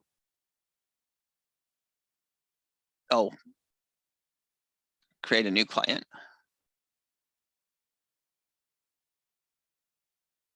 And it's going to give you your normal record. And then you can create the record and you can give whatever services, victimization, you can track whatever you need to with that person at that point. But this tends to get away from being trauma informed and tends to get away from really listening to the client. So this is a last resort, but it can be necessary. So that's something you can talk through as a staff, what you want to do. Now, some agencies, Cheryl had said that hotline calls, crisis calls by themselves count as a service, and that's fine with her. That's all that's needed. However, some agencies like to get the credit for as much services that are done during a hotline call as possible. But the problem is that hotline calls are not related to a person. So it's a record of a call, not a person. So those services cannot be related to a victimization or a person. So they will not track in the normal reporting way. We came up with a workaround on this. This is not super easy, but it's easy, which is at this point in time, if you give services, you can click and add. These are the ones that we feel you can give during a hotline call. You could choose, okay, I'm going to do safety planning and crisis intervention. And you did those services during it. Now, and I also gave them a referral. Gave them a referral to a mental health organization. You can do those on there. However, these will not go into any of our one-click federal reports. To get this information, when your ED, whoever runs the reports, they'll run the one-click reports. Then they'll have to run a flex report for hotline calls. And that flex report will pull all the services and referrals that were done on the hotline calls. And they will have to manually add those on to the results from the one-click report. So that's not as easy as I would wish, but it's a way of tracking that information, given the limitations of the fact that we really want anonymity to be there on hotline calls.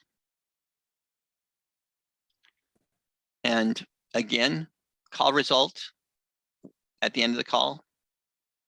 If you created a record, put it. If declined services, inappropriate services, or needs met, click whatever. If they ask for shelter, then respond to that. If not shelter, then doesn't matter.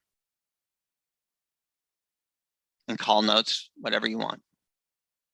Any questions about this?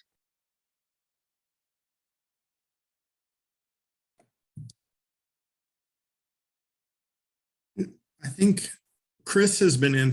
I have a question, Sure. and I know we're not doing the reporting side of things, but I still have to ask where this information shows up. But I think Chris has been doing a lot of our data entry, and I think she has maybe a question or two about this specific.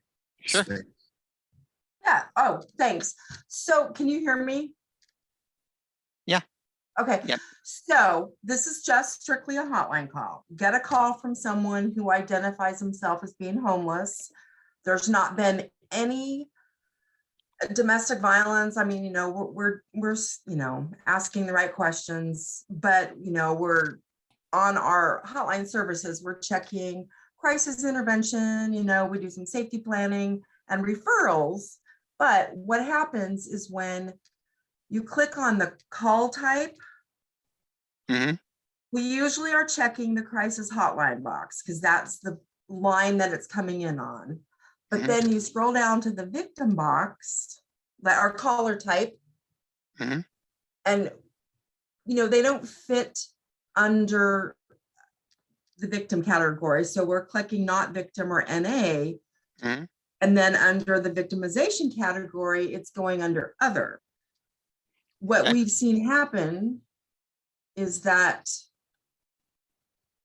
it's tracked on reports that then Ray is running. Yeah. I mean, and maybe that's a reporting question we can save for another time, but No, how Well, the should question we? is, do we need to capture that? Because it shows up Yes. as other. And then when you, in the reporting that we do, when you hit, we can't stand others. And I take it the state can't really either. right. Because then it says you have to define other. Yeah. For I- some 20 to 25 calls per quarter or whatever, Mhm. Well, it's the one thing to remember on this is it basically is, and you could talk to Jenny about this with DHS to get more clarification, but this is basically a DVSA tool, the whole thing. So when you're entering those other things, they're not going to fit in neatly. You're going to be putting a square peg into a round hole. Mhm. If you wanted to, I don't know an easy way to track them. If it's something you would, I guess, Ray, if it's something you would normally send in, if you were tracking them by paper, and these were calls that you would normally send in to your reports and count them, then I would enter them in. If it's something you wouldn't, then I wouldn't even track them in here. it kind of comes down to that grand question you already alluded to. It's not domestic violence, sexual assault, or stalking. Should we even be entering them here? Other than it does give weight to, I mean, we're one of the only crisis lines for anything that operates in our county. So we get tons of calls for lots of other things. So our Mhm. workload is heavier because of that, but it's not Mhm. reflected. And so it's a measure, it's that whole, do we even worry about it and just focus on reporting DVSAST only? Or do we try and capture these calls as like people are reaching out to us? It does show a deficiency of services in our community, but Yeah. it doesn't fit in our reporting. Well, the one thing you could do is you could, if you did put it in, is you could put it in like you are with other and so forth. And then you could do a flex report, Ray, on the other calls. Gotcha.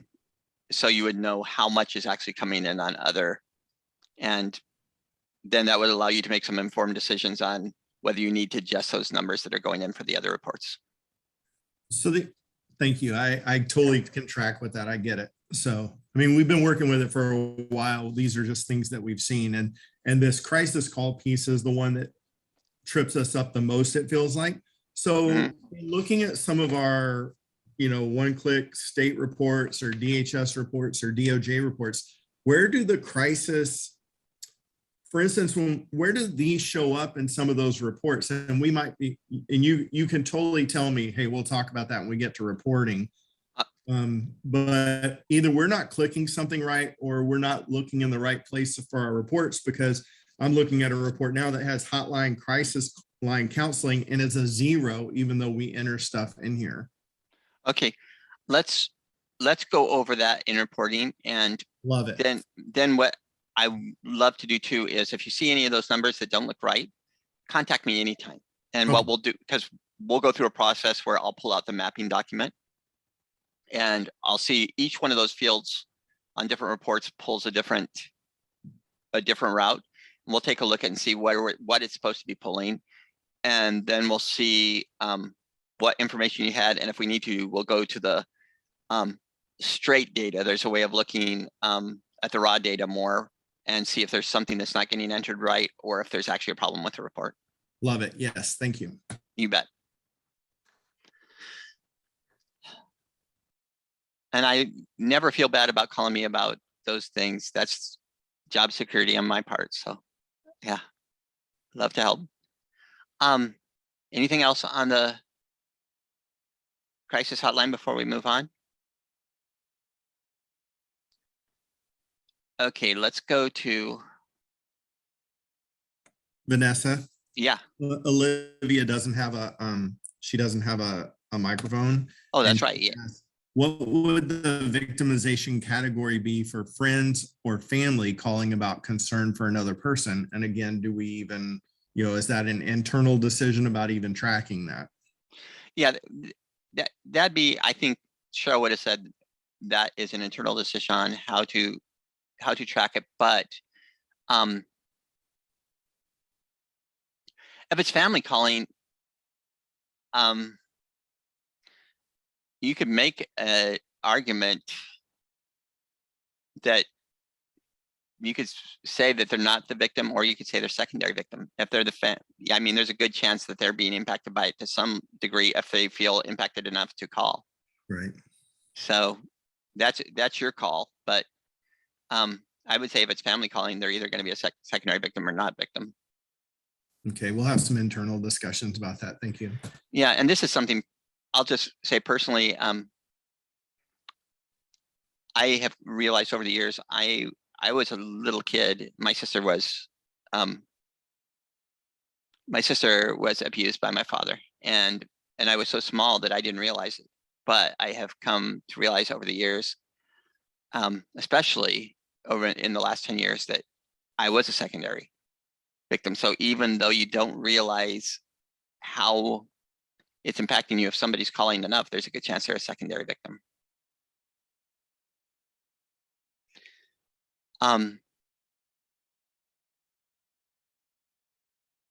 Okay. So that's crisis hotline.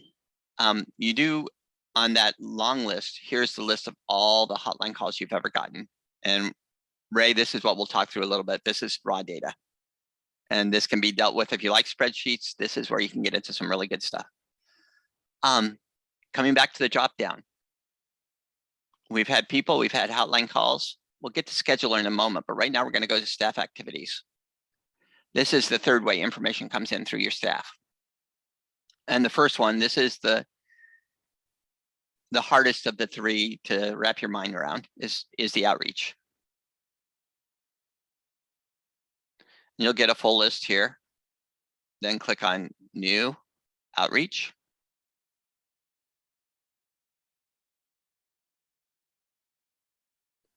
And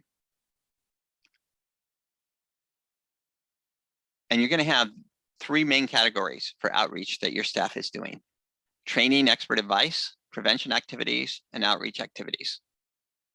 Now, if you have a co-located advocate, much of what they're doing is going to fall under that training, expert advice. So just to highlight that for you right now, let's start with that one.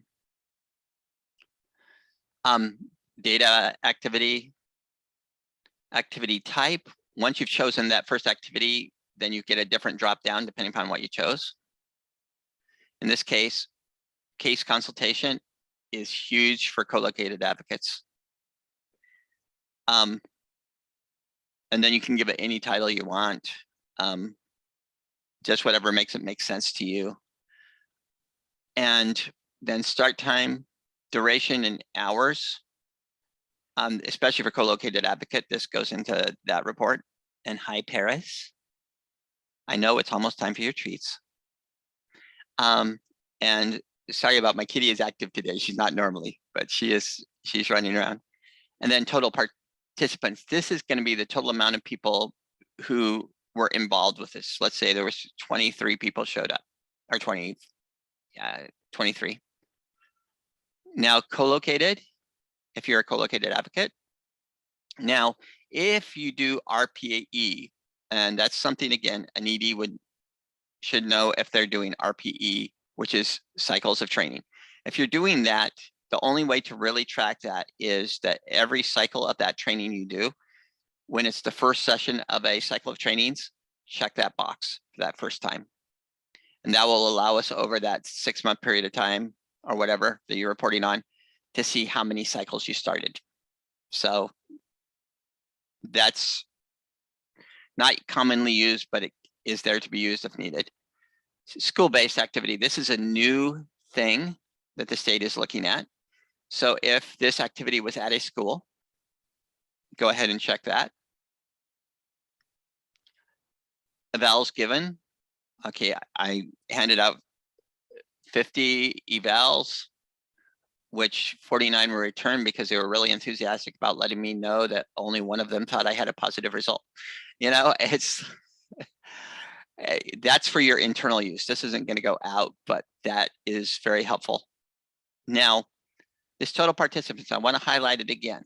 That is extremely important because you're going to want to depend on this next section, but you can't.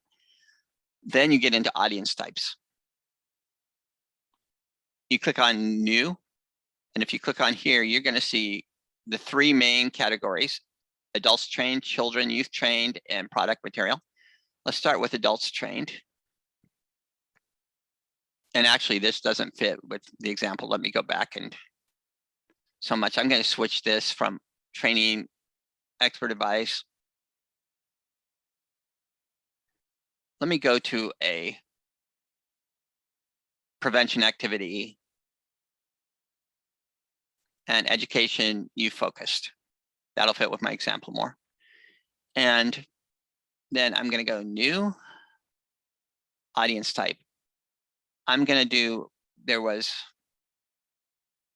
since there was 23 people total, I'm going to expand this and I'm going to say there was 12 high school,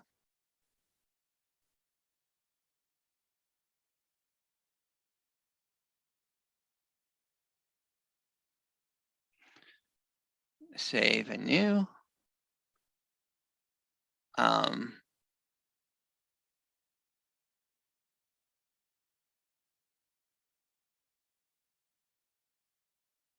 I'm gonna say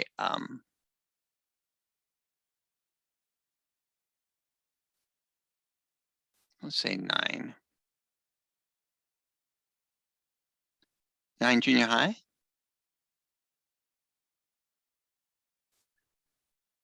And then there were adults trained. Even though it was a youth event, there was going to be 2 educators who were there too.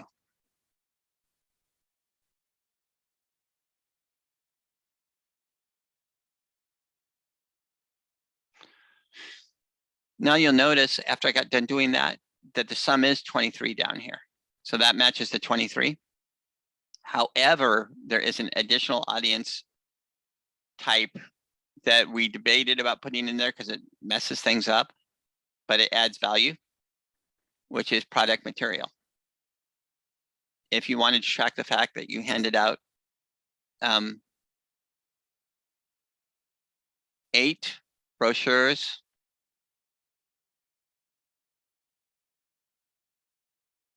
and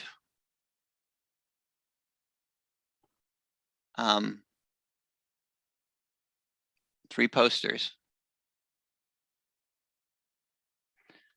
you could track it there and you could do reporting out on it. However, it messes up your sum. Now your sum's 34 versus 23.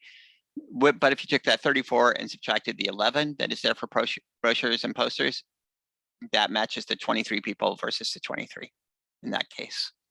So that's why it's always important. We pulled these numbers for participants here from this field. So make sure your total participants are there. Then here, this gets a little crazy. Is there are an incredible amounts of topics for these available. You'll notice in community response, there's 5. In justice system, there's 17 topics. In sexual assault, domestic violence, dating violence and stalking, 15, and 15 under underserved populations. Any of these you go over are fair game. So you want to choose all of them that apply. Let's say sexual assault overview.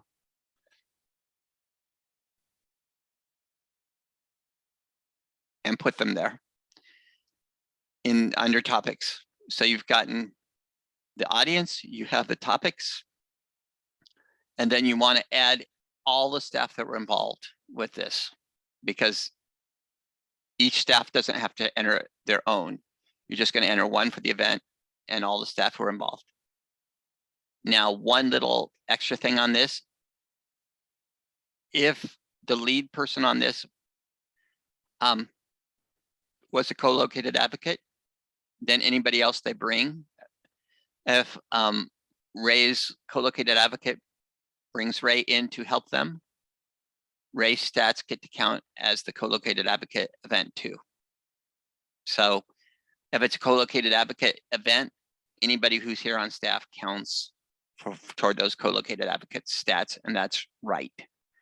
So yeah, all your staff, once you're done, save it, and that's it. You don't have to enter it for each staff person. Any questions? Oh, the third category, let me tell you, there was prevention. We went on, the third category we didn't look at yet was outreach.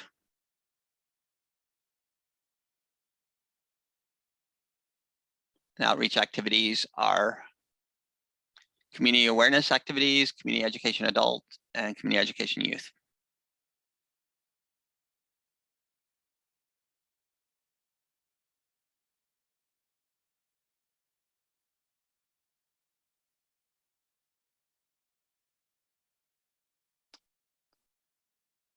If no questions, let's move on to the next two are a little bit easier.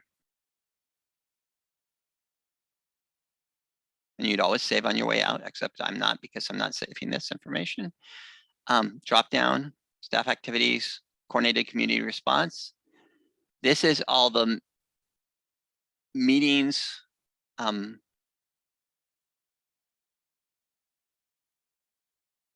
meeting type. It's either going to be, there's a whole list, you know, if it was with an education institution, organization, meeting date, start time, duration. These are the meetings that you're attending with your staff. So any of your staff that are attending these meetings, that's where they track them. Fairly full list.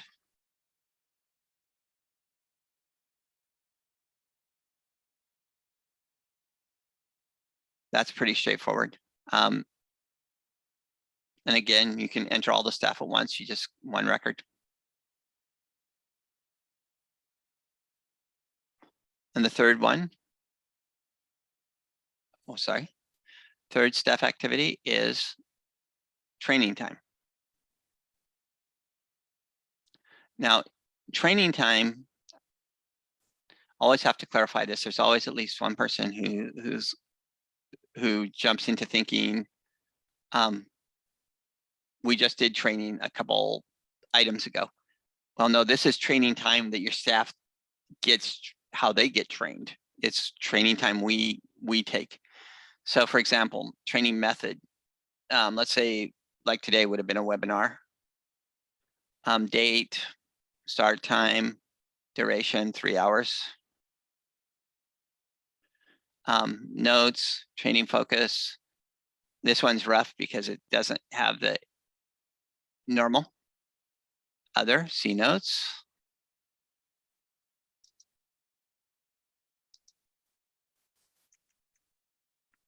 And then enter all the staff attending.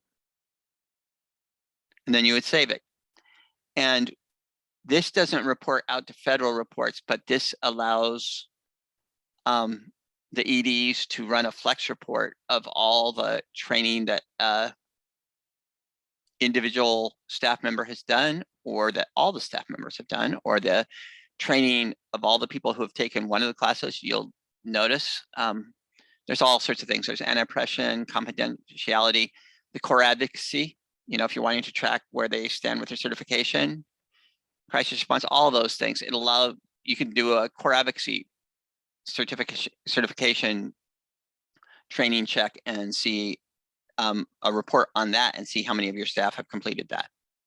So this is where you would track that information.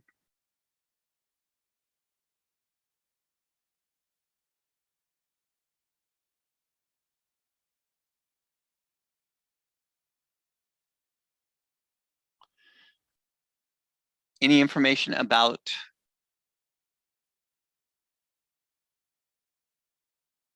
the training time before we go on to scheduler?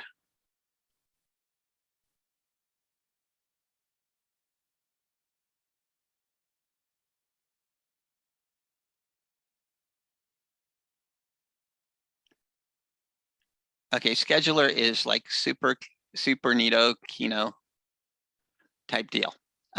Has anybody used scheduler yet?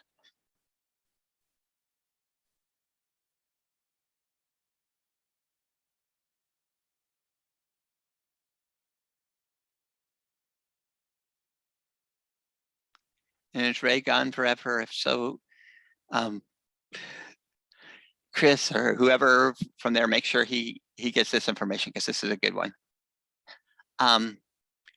Scheduler is not Outlook. Scheduler is not a calendar for your organization purposes. What it is a way of entering some mass services, and especially support groups. For example, if you went to a scheduler, like say today at 10 a.m., we were having a support group.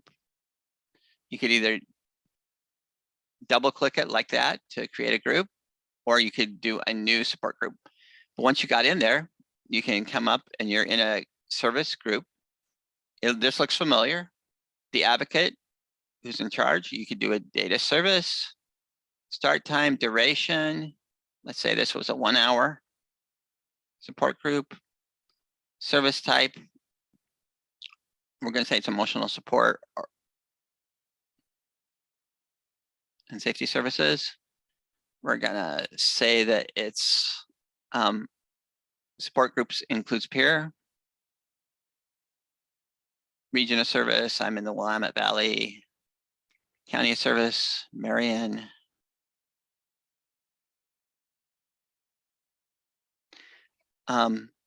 Then if you need any of those, you can put this extra information in there, whatever works. And then you could add your clients. Like I could say, okay, actually I don't want to add a client. I want to look for a client. Yeah, Jane.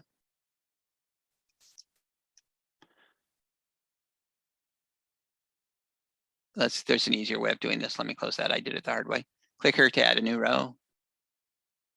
And click on the client field. And that opens up DO Jane Doe. And then I can tab over, add the next person. Victoria Stone. Tab, add another person.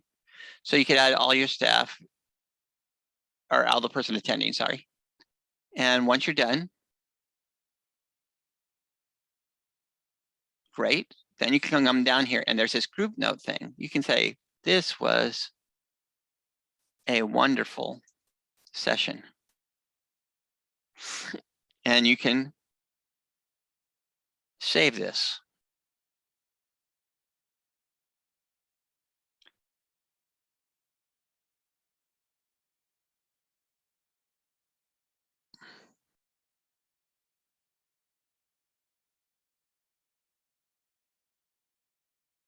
Once you save it, here's what happens. If we go back to the scheduler, you see the events on there. But what becomes cool is if you go back to the person list and look up Jane Doe,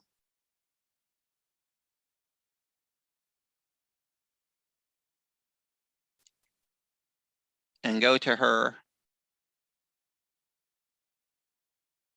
services, you'll see that as of the 17th, we added a 1-hour support group. And with the group notes that we just put in, this is a wonderful session. Now, here's the important thing to know. If you were to modify this group notes here, guess what would happen? It would modify every single person in that group's notes.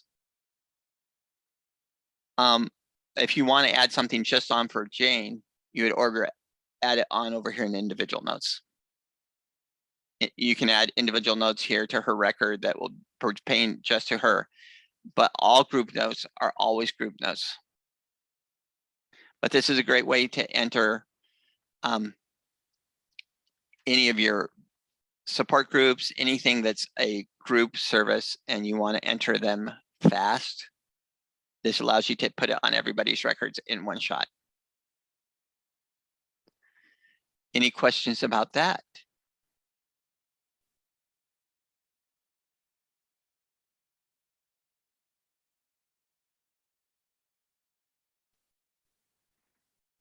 Just remember, it's not Outlook.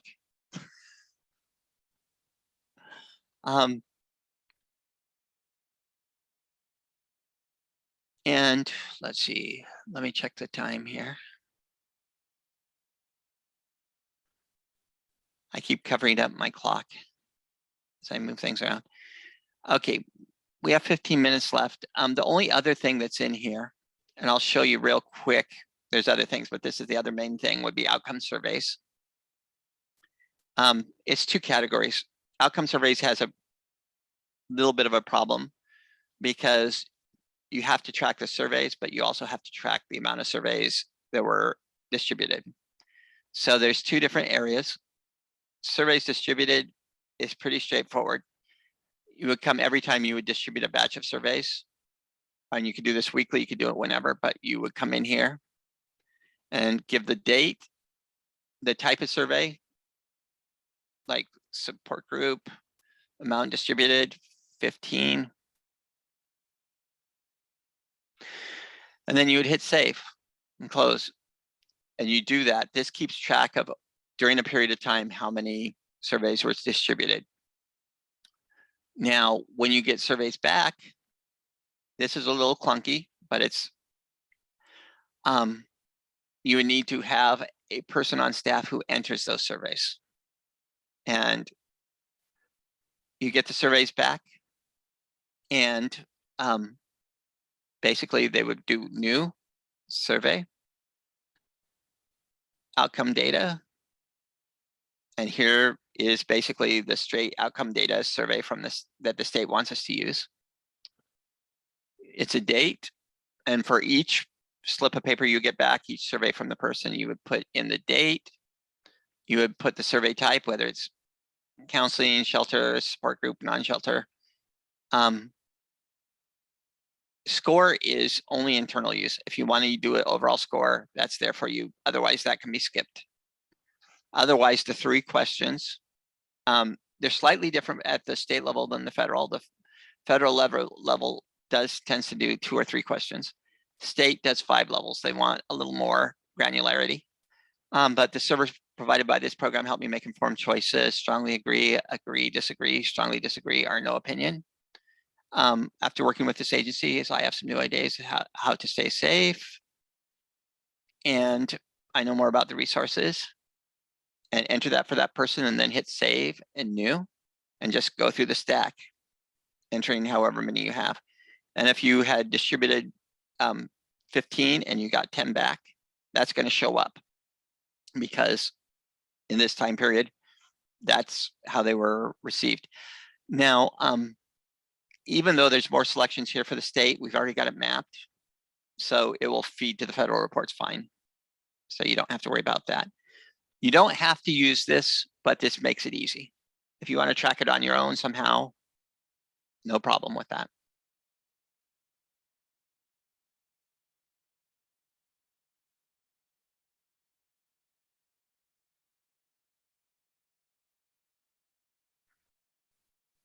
And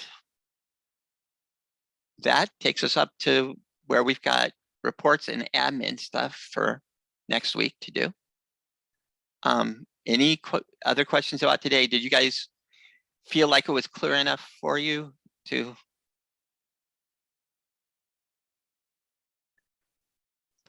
I know that database stuff can be overpowering on the brain and tiring.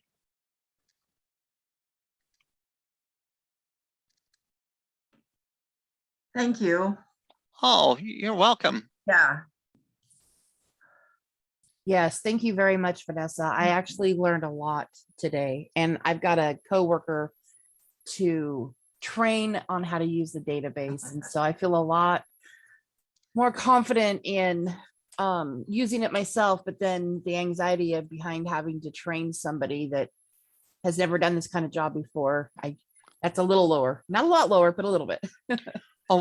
One thing I didn't mention that I'll put hand in hand with that, and I'm updating the recordings. This is, I'll see how today's came off, but if I sent out a sheet, but there's a sheet in here in the table of contents in the data entry that's called other resources. And I sent this out to you separately too, but let me share my screen with you again, because this is really helpful. This is, I would encourage you to look at, it's on the addendum with the big green border. If you come down here, there's going to be some basic stuff we talked about, but then there's on YouTube, data entry video and an admin reports video. These are the original videos that were done when Thomas from Osnium came down, and he and I were trained people. Some of you may have been there when it was here in Salem, but it's slightly dated. I would say it's 95% still good, but if you don't have any place else to start a person, those are great. And I'm going to replace those with newer videos too. So that'll be coming. But yeah, definitely if you need a place to start people with, check those links and it'll Okay. take you to some YouTube videos. Okay, great. Thank you. You bet. And let me close that and come back to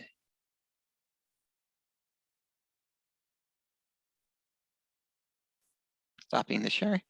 Okay, anything else?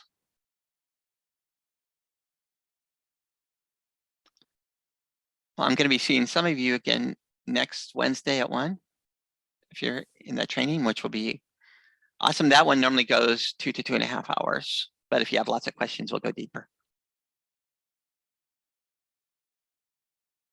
Otherwise, thank you, everybody. I'm your resource.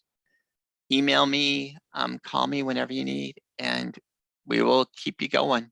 This is not a perfect database, but it's pretty darn good. And that's our whole approach is having not perfection, but what was I going to say? I forgot the right term, excellence. So yeah, so we'll see you around and keep in touch. Thanks so much, Vanessa. Thank Have a great you. day. You're welcome. Bye. Bye.